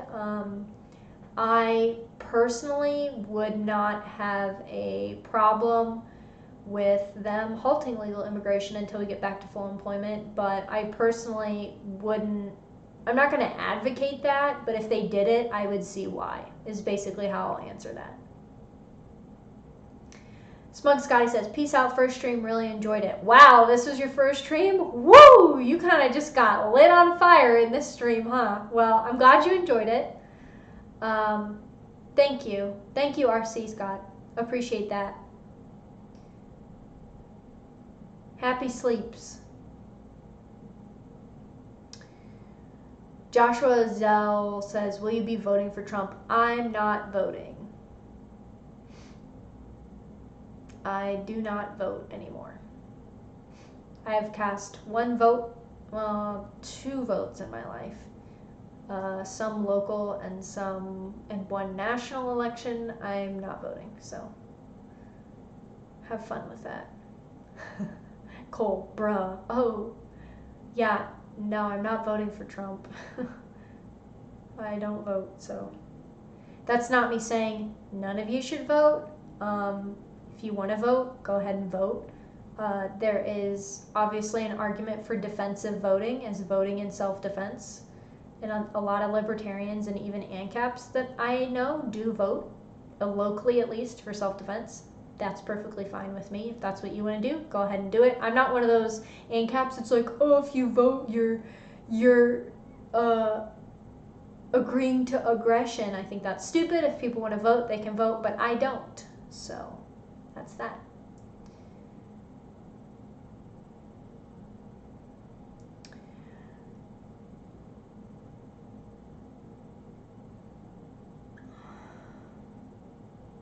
Sorry, I'm reading the chat. John Douglas, what do you think of Amash? I personally am not a fan. Justin Amash actually still to this day follows me on Twitter. I couldn't tell you why. I'm not really sure when he followed me. I think he might have followed me in 2016 because I have met him, believe it or not, at a Young Americans for Liberty convention. So like I have a picture with the man. I personally am not the biggest fan of him either, and I certainly wouldn't vote for him, and I am disappointed in a lot of things that I've seen come from him in the past couple years. And yeah. Barnabas says, would you vote for Jesse Ventura if he ran as a libertarian? Like Neil said, I don't think Ventura is a libertarian from what I've seen. Isn't he running for Green Party? I believe he's actually considering running for Green Party or is running for Green Party. I have seen some selective clips of things that Jesse Ventura has said that I agree with, but I wouldn't vote for him.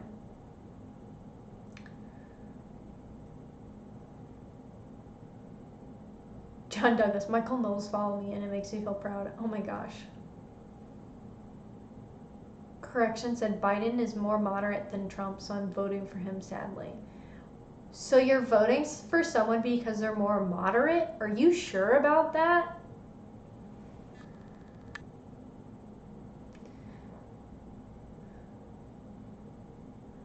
Yeah, Jesse Ventura is quite the character. I have not looked into him enough to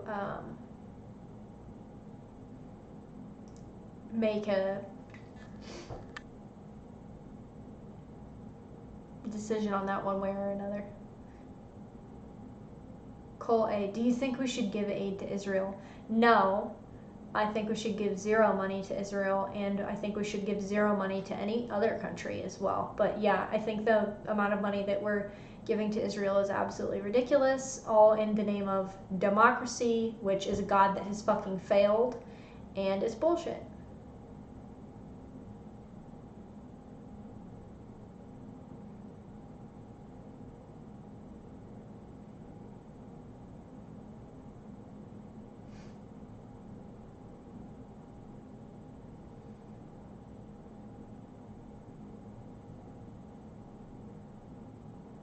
Barnabas, what do you think of John McAfee? John McAfee is fucking insane. His Twitter is hilarious. The guy has a great voice. Like, somebody get John McAfee to do audiobooks. Like, his voice is great. He needs a podcast. No, but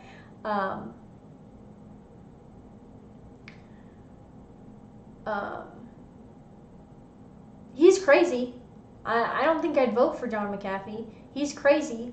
There are certain topics that John McAfee is really great at articulating from a libertarian perspective, and that's great, but I don't think he'll ever be taken seriously as a candidate for obvious reasons. I don't have a problem with the guy. I follow him on Twitter. I think his tweets are great. He's a hilarious dude. He seems, he's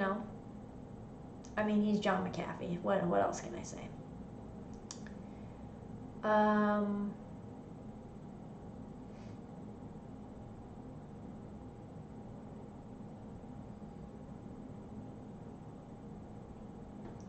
Joshua Zell said, this is in Periscope. Joshua said, many conservatives believe in giving money to Israel for religious reasons. I guess if they're Jewish conservatives, yeah, but I'm not Jewish, so I'm Christian. So, just one more reason why I'm not conservative, I guess. Conservatives be like, limited government, but also here's billions of dollars to a country that gives us military technology. It's bullshit. End foreign aid, period. It's not our job. Neil, Vermin Supreme is ridiculous. I don't see why ANCAPs take him seriously. Yeah, Vermin Supreme is wild, guys. Like, some of his takes I completely disagree with, but I see ANCAP supporting him. And I don't get it, to be honest. I don't really understand it either.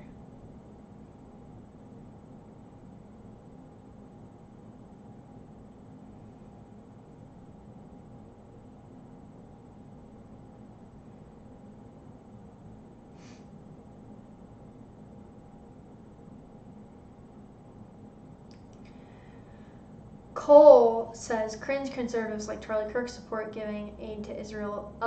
Yeah, I went to a Turning Point USA conference in 2017, and it was when I realized that Turning Point was a fucking joke. And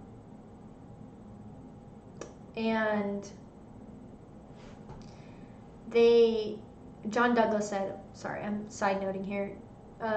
John Douglas said, we should definitely give aid to Israel. In fact, we should have an active foreign policy all around. I think there's a big difference between having an active foreign policy and giving billions of fucking dollars to a country in the middle of the Middle East, surrounded by countries that conveniently we have started wars with because we need to protect democracy. It's bullshit. One of the biggest problems I have with conservatives is their obsession with democracy. Democracy is a soft variant of communism, period.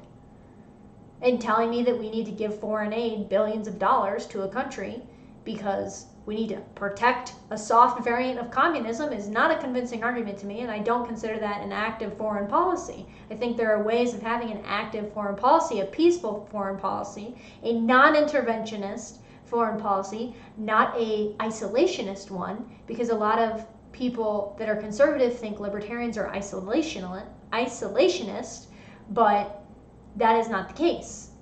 You can have an active foreign policy without giving billions of dollars to foreign countries.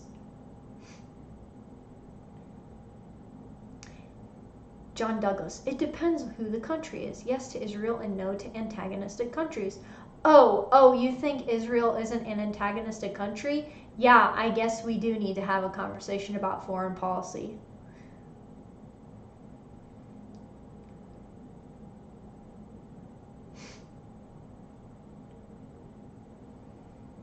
The democracy argument is stupid, but you're basically making the same argument about having an active foreign policy.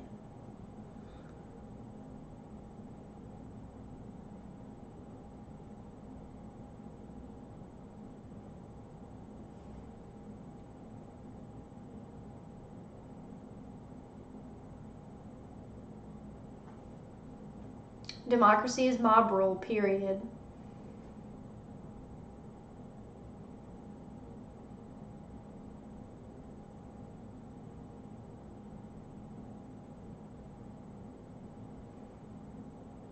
And I think there's a strong argument to be made that that country does not have our best interest in mind either. But that's a whole nother conversation. I guess I've never really talked about my position on this, so I guess we're doing it now.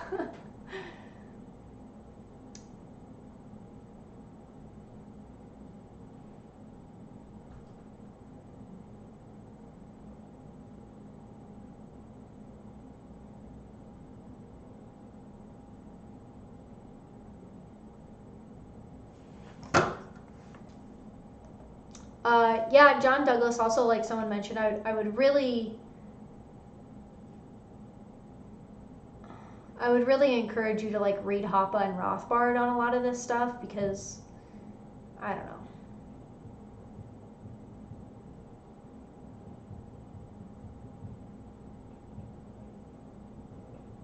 I like how this is what my chat is arguing about now. This is hilarious. Yeah, I mean, it's the state's interest. It's not my interest. My own fucking government doesn't represent my interest, let alone somebody hundreds of thousands of miles away that I need to supposedly give billions of my tax dollars to when my government is already in so much debt. No, I don't need to give them billions of dollars. I don't need to give anybody billions of dollars. I don't even like that they steal from me and give it to other citizens of my country, let alone citizens of another country.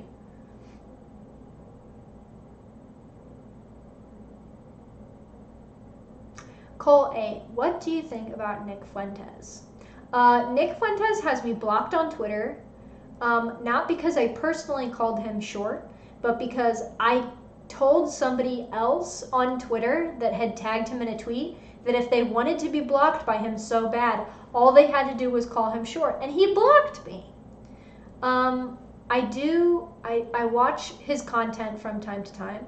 I generally think that he has some good ideas, but also I think it's pretty hilarious that people are calling Nick Fuentes a white nationalist. His last name is Fuentes. Make it make sense. I hear he really likes Catboys, so that's interesting.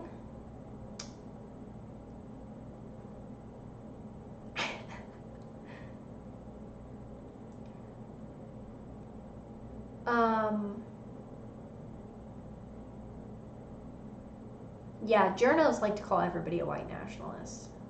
That's for sure.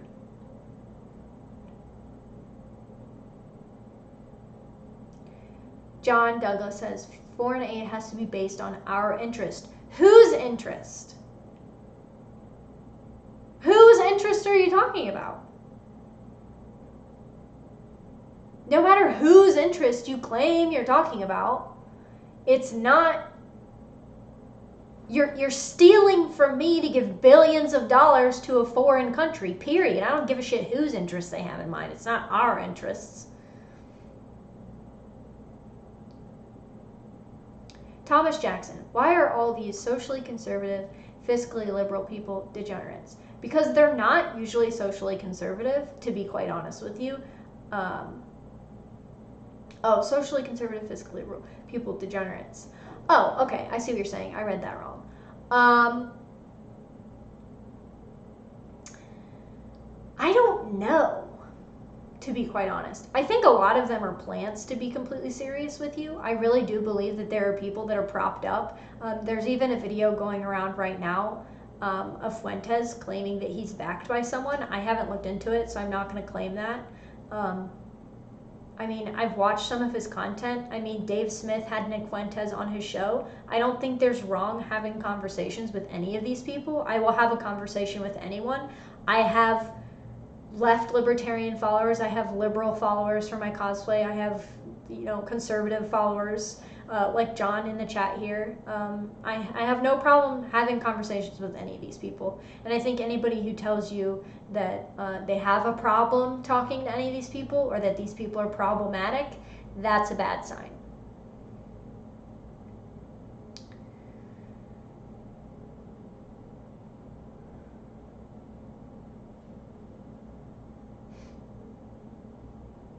Regnar says, hey Mac, hey, what's up?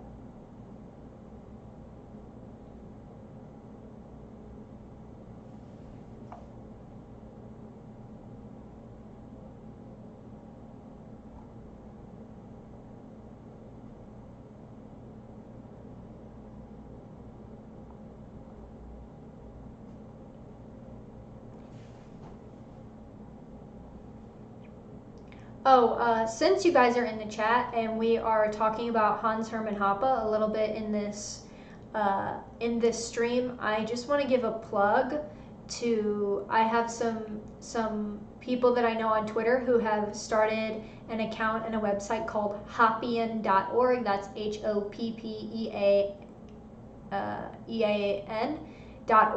and where they're going to be putting a lot of articles out. I'm potentially thinking about writing an article for the website, and they have some really good content. I know the guy who designed the site. I think they're going to be putting out a lot of different stuff and challenging a lot of libertarian positions that have been mainstream for a while based on the Hoppian perspective, and I'd highly recommend checking that website out. You can also follow them on Twitter at The Hoppian. I think the Twitter has like 300 followers right now, so give it a follow. I think they're putting out some really interesting articles, personally. I don't even agree with all the articles so far that have come out. They present a lot of different perspectives, and I think it's good to get different perspectives.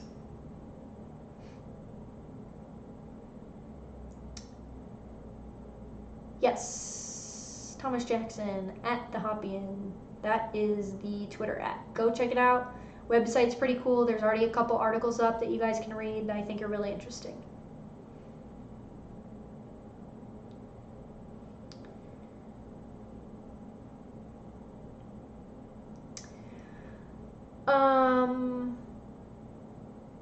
I thought you guys are arguing about taxation right now. That's just so funny. Yeah, I mean, I don't understand why listen, if you as a citizen want to send your personal money to Israel, that's great. But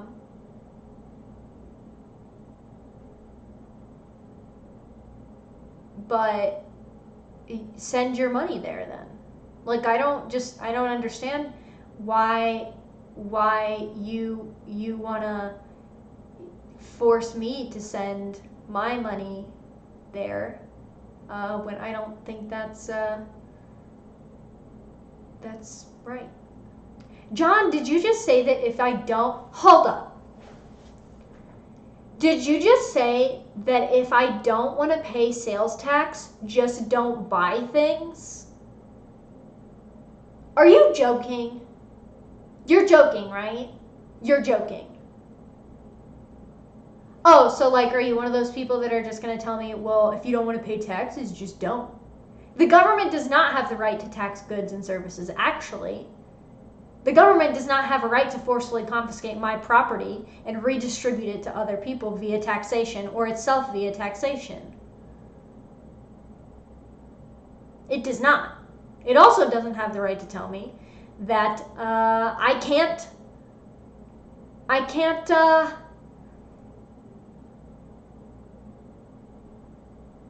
sorry, I'm reading the chat. I'm just laughing. You're not joking. So you think that if people don't like sales tax, why do we need sales tax? Let me ask you that question. Why? So what? Why do we need taxes?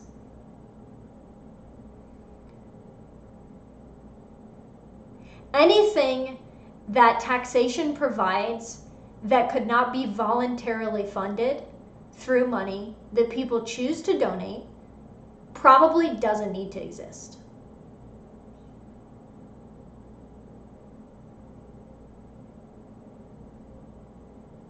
Emo Hoppian. Physical removal intensifies. Yeah, no shit.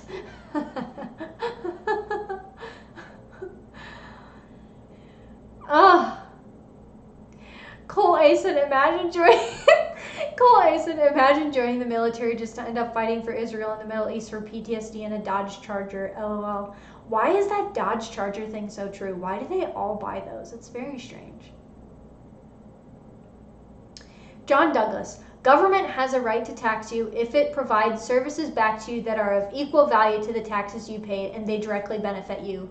There is no thing that government provides me that the private sector could not provide me more efficiently and of better quality, and government does not provide me equal value what I put into it.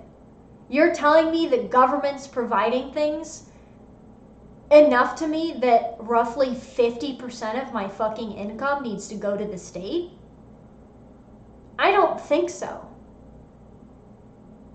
They could be providing me with manna from heaven. That ain't enough for you to confiscate my personal property. As Leviathan pointed out, you're just describing trade in the private sector, except with government it's at the point of a gun.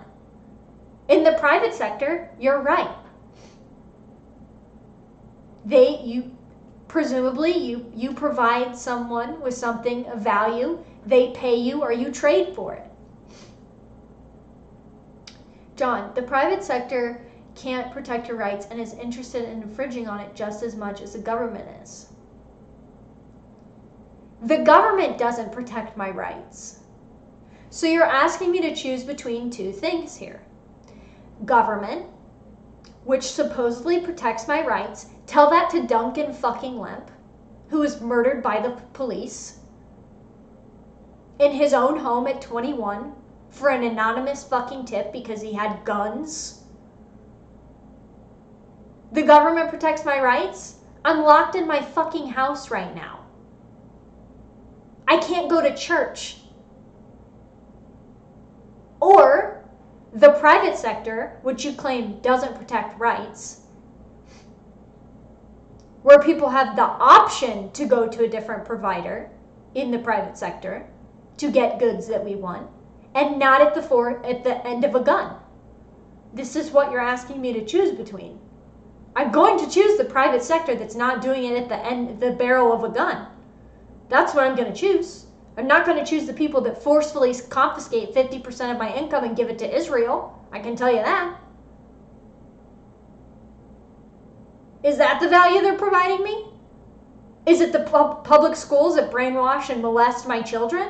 Is that the value they're providing me? Is it the cops that do no-knock raids at 4:30 a.m. in the morning, like we talked about earlier on this stream, that murder people? Is that the value government's providing me by taking 50% of my income? These are questions. These are real questions.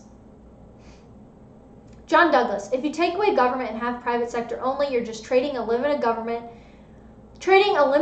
for another with unlimited power. That's not an argument. You're fundamentally misunderstanding. I'll send you some books. Guys, John, they have a podcast. Don't go after him too much. He's a good guy, but we have a fundamental disagreement. He's a conservative, I'm an anarcho-capitalist. It's not an argument for you to say, well, if the government doesn't do it, someone will. Therefore, you might as well have the government do it. That's not an argument. One of those, I get a choice. You're implying that with the private sector, you would not get a choice. It's the government that props up corporations that should fail, that need to fail, so that we can get better options. We don't get a choice with government. With the private sector, we do get a choice. It's kind of sounding like a commie lefty myth there that they always say that, well, if government didn't exist, corporations would just run everything and blah, blah, blah, blah, blah. I'd have my private property, though, and they wouldn't confiscate forcefully 50% of my wealth. Okay, sorry, I'm going off. Let me read what you're saying. John Douglas, and no, my argument is that if you trade government for the private sector, you're just creating a new government. So you're just arguing that we'll always have government, so we might as well deal with it. But I understand that that's what you're arguing, but you also have to realize on the flip side, as a conservative, you're telling me that I'm just confused. Like, the government and the state are like, yeah. The fundamental difference, John, I highly recommend, I feel like I shout this book out on every single stream, Anatomy of the State by Rothbard. Tom, yeah, government does not equal state. The fundamental difference between the state and the private sector, or first of all, the state, it as an entity is predicated on force. Our government, democracy, republic, whatever the fuck you want to call it, is using things it's all force. And John, you can say you're for limited government all you want, but literally 10 minutes ago, you were just telling me that part of government, limited government, the government you say you're for, is sending billions of dollars to a foreign country. That's not limited government. So are you really for limited government? I don't think so. That's not limited government. Limited government is not sending billions of American tax dollars to foreign countries. It's just not. And this is my fundamental problem with conservatives and conservatism in the modern world, is that you think you're for limited government, but you give and you give and you give, and that's it. And you just think, well, it's always going to exist, so whatever. And the same, John obviously isn't making this argument. Now I'm just going on a separate rant to make it clear about conservatives. This is not, what I'm about to say is not an attack on John. But the fundamental problem that I have with a lot of conservatives is they say they're for limited government, but they're so willing to tell you, well, just don't buy things if you don't want to pay taxes, or send your money to foreign countries, or do all this. It's for your own good, while people are getting murdered in their homes by police. Like, I just don't understand how you can think that, I don't know.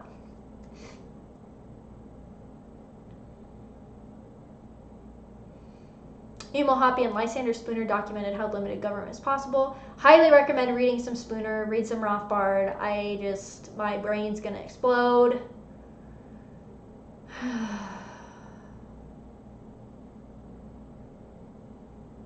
Stop recommending Max Stirner in the chat, please. We don't need him to become a commie here. I know you said, though, he's a bit of a commie, not gonna lie.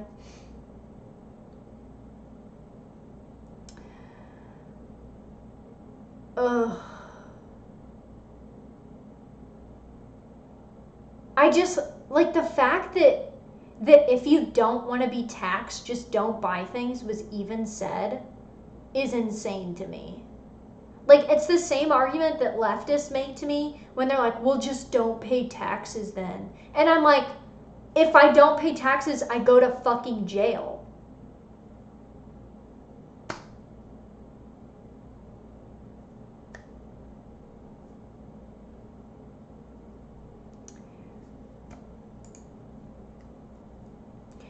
Brian, I see you in Periscope. What chat are you reading? I have a window up with both.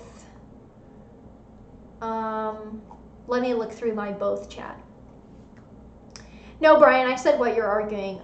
We're arguing on the concept of limited government and all that.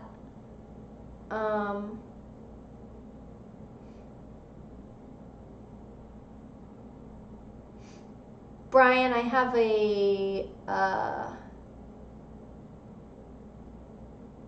a window up with Periscope chat and YouTube.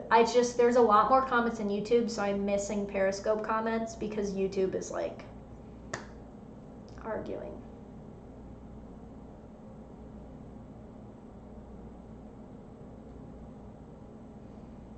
Cole, if you're homeless, just buy a house logic. Yeah, basically. Yeah, I mean, no, guys, like I said, like I've been on John's podcast. He's a good guy. He's just conservative. This is just kind of how they are. The tax thing was like,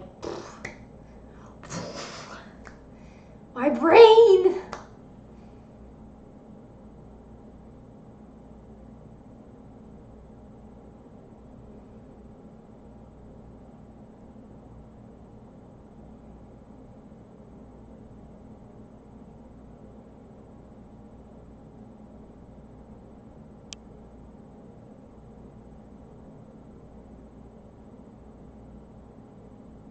Landfish said, "Mo roads. Who will build the roads?"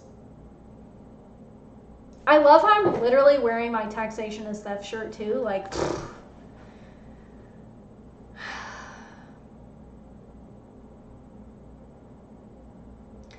John Douglas, Mac, am I sensing a tax slash?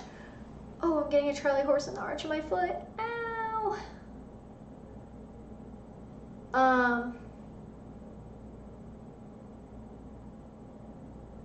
John Douglas, Mac, am I sensing a tax slash foreign policy podcast together soon? I would love to, except I think if I do a foreign policy podcast with you, I will actually get kicked off the internet for the things that I would say. Like at this point, good Lord.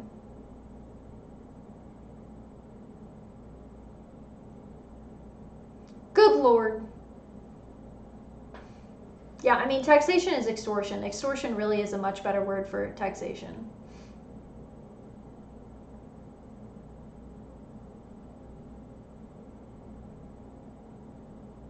Yeah, I mean, we can do taxation because, as Mario pointed out, I think the lizard people will come to get me if we talk about foreign policy. Like, I truly think that the lizard people will come to get me.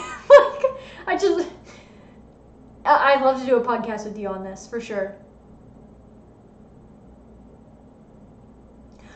Cole, I don't know if you follow me on Twitter, but I'm actually already on a list of an account that's associated with that is listing people as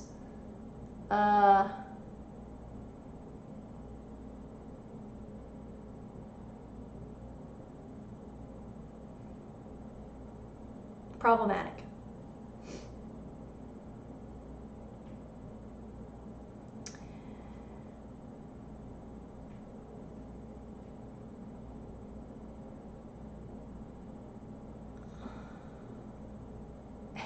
Poor John. John agrees that we don't need government for roads, guys. We're just making roads jokes. He just thinks sales tax is necessary. And sending money to Israel is necessary.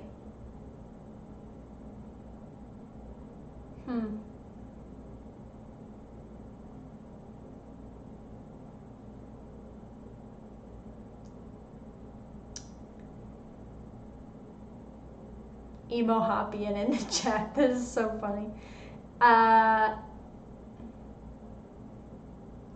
Guys, John is gonna read the books that I send him. Don't worry.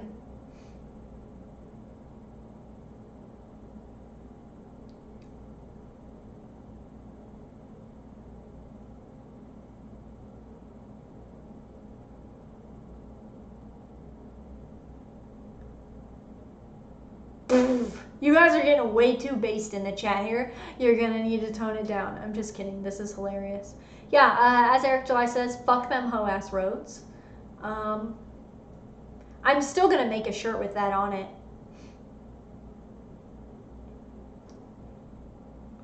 We literally don't need a tax for anything, though. I'm very confused. We can talk about this on a podcast, I feel like.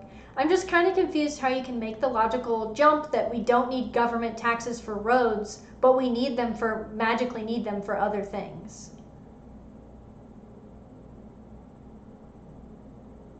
Like, is it just because you don't see how it could practically be done without taxes? Because infrastructure, I feel like, is a really big thing, and we can do it without taxes.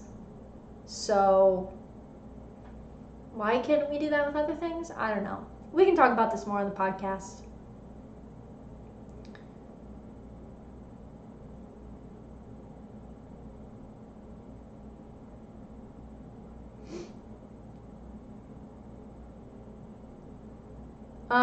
We don't need, so you don't want to tax me for roads, but you would like my tax dollars to go to people who murder people in their houses, which is what police officers do. And they kill my dog. So you're cool with taxes for that. Also, John, I have a great book for you to read about military and about the myth of national defense. Don't worry, I have books for this stuff. We'll have to do the podcast in like a month or so we can both be read up.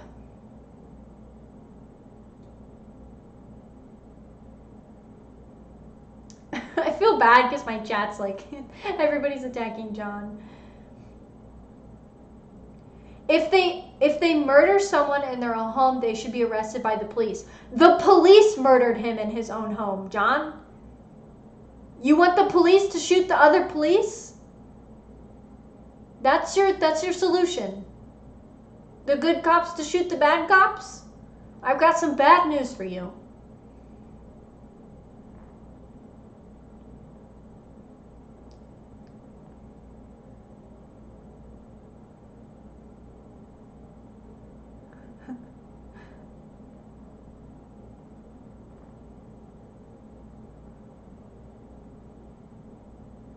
Claymore Roomba.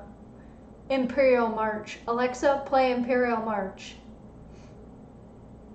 Then my Claymore Roomba comes out of the bedroom.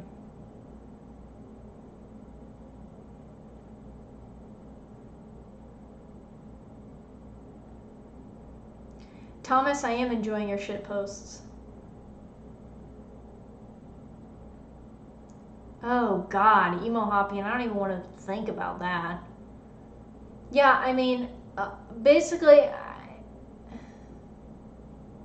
classical music is more than just study music. Yeah, it's Claymore Roomba music.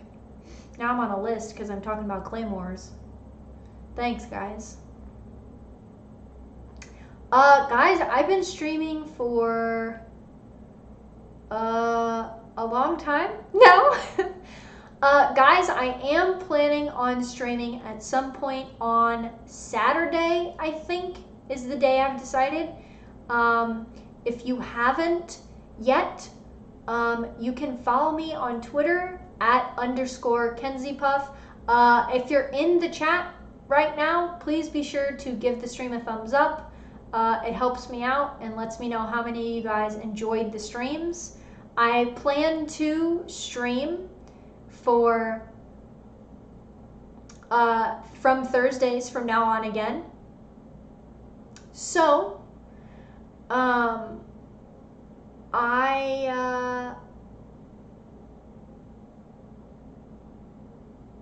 just watching the chat. You guys are hilarious. You guys went off tonight. You guys are so funny.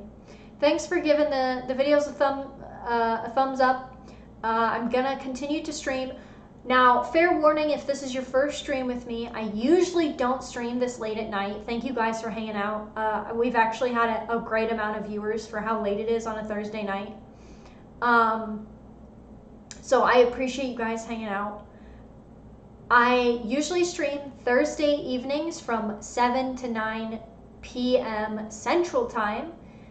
And I'm hopefully planning on adding a second stream per week on either Saturdays or Sundays. I'm leaning towards Saturdays right now. So it'll always be Thursday evenings, our comfy streams, and then Saturdays are probably going to be like early afternoon to evening. I haven't decided what time I'm going to stream Saturdays on, but those are going to be laid back. I'm like going to sit back and play Animal Crossing and chat with you guys. They won't be as debate heavy and rant heavy as they were tonight. I appreciate all you guys tuning in. John, thanks for tuning in. sorry about your life right now. Emo Hoppian said, probably won't make most Thursdays because I work till 11. Luckily, I got off early tonight. Thanks so much for tuning in. I appreciate all you guys that hang out with me in these streams. I know they get kind of crazy sometimes, and I always appreciate the debate. You guys usually stay pretty respectful, so I mean, I appreciate that. Obviously, y'all can say whatever the hell you want. I don't care. But I appreciate the respect that you guys give me on here. And thanks to John for being so gracious about the disagreements. Thomas just said, buy mac and cheese. That is offensive. Some last minute stream news. I am considering getting a dog and naming it Cheese. So maybe it will be mac and cheese on this stream. Gabriel, thanks for tuning in. Neil, thanks for tuning in. Mario, thanks for tuning in. Appreciate all you guys. Thomas, thanks for your shit posting. Appreciate it. We're thinking about getting a dachshund. It's what I've had my whole life growing up. My first dog that I had when I was a kid was a bulldog. But then we went to dachshunds, and then I've always had dachshunds. So I'm leaving you guys with the fact that maybe in a couple months I'll have pictures of a dachshund to show you, and its name might be Cheese, depending on what color it is, and it's gonna have to suit it. So maybe it'll be comfy streams with mac and cheese eventually. I don't know. Anyways, I'm rambling on now. I'm gonna hop off of here. It's almost 11:30 where I'm at. So as always, I appreciate you guys for hanging out. You can check me out over on Twitter at _Kenzie Puff. And hopefully I'll see you guys this Saturday if you guys can tune in for that stream too. HK Moon 87.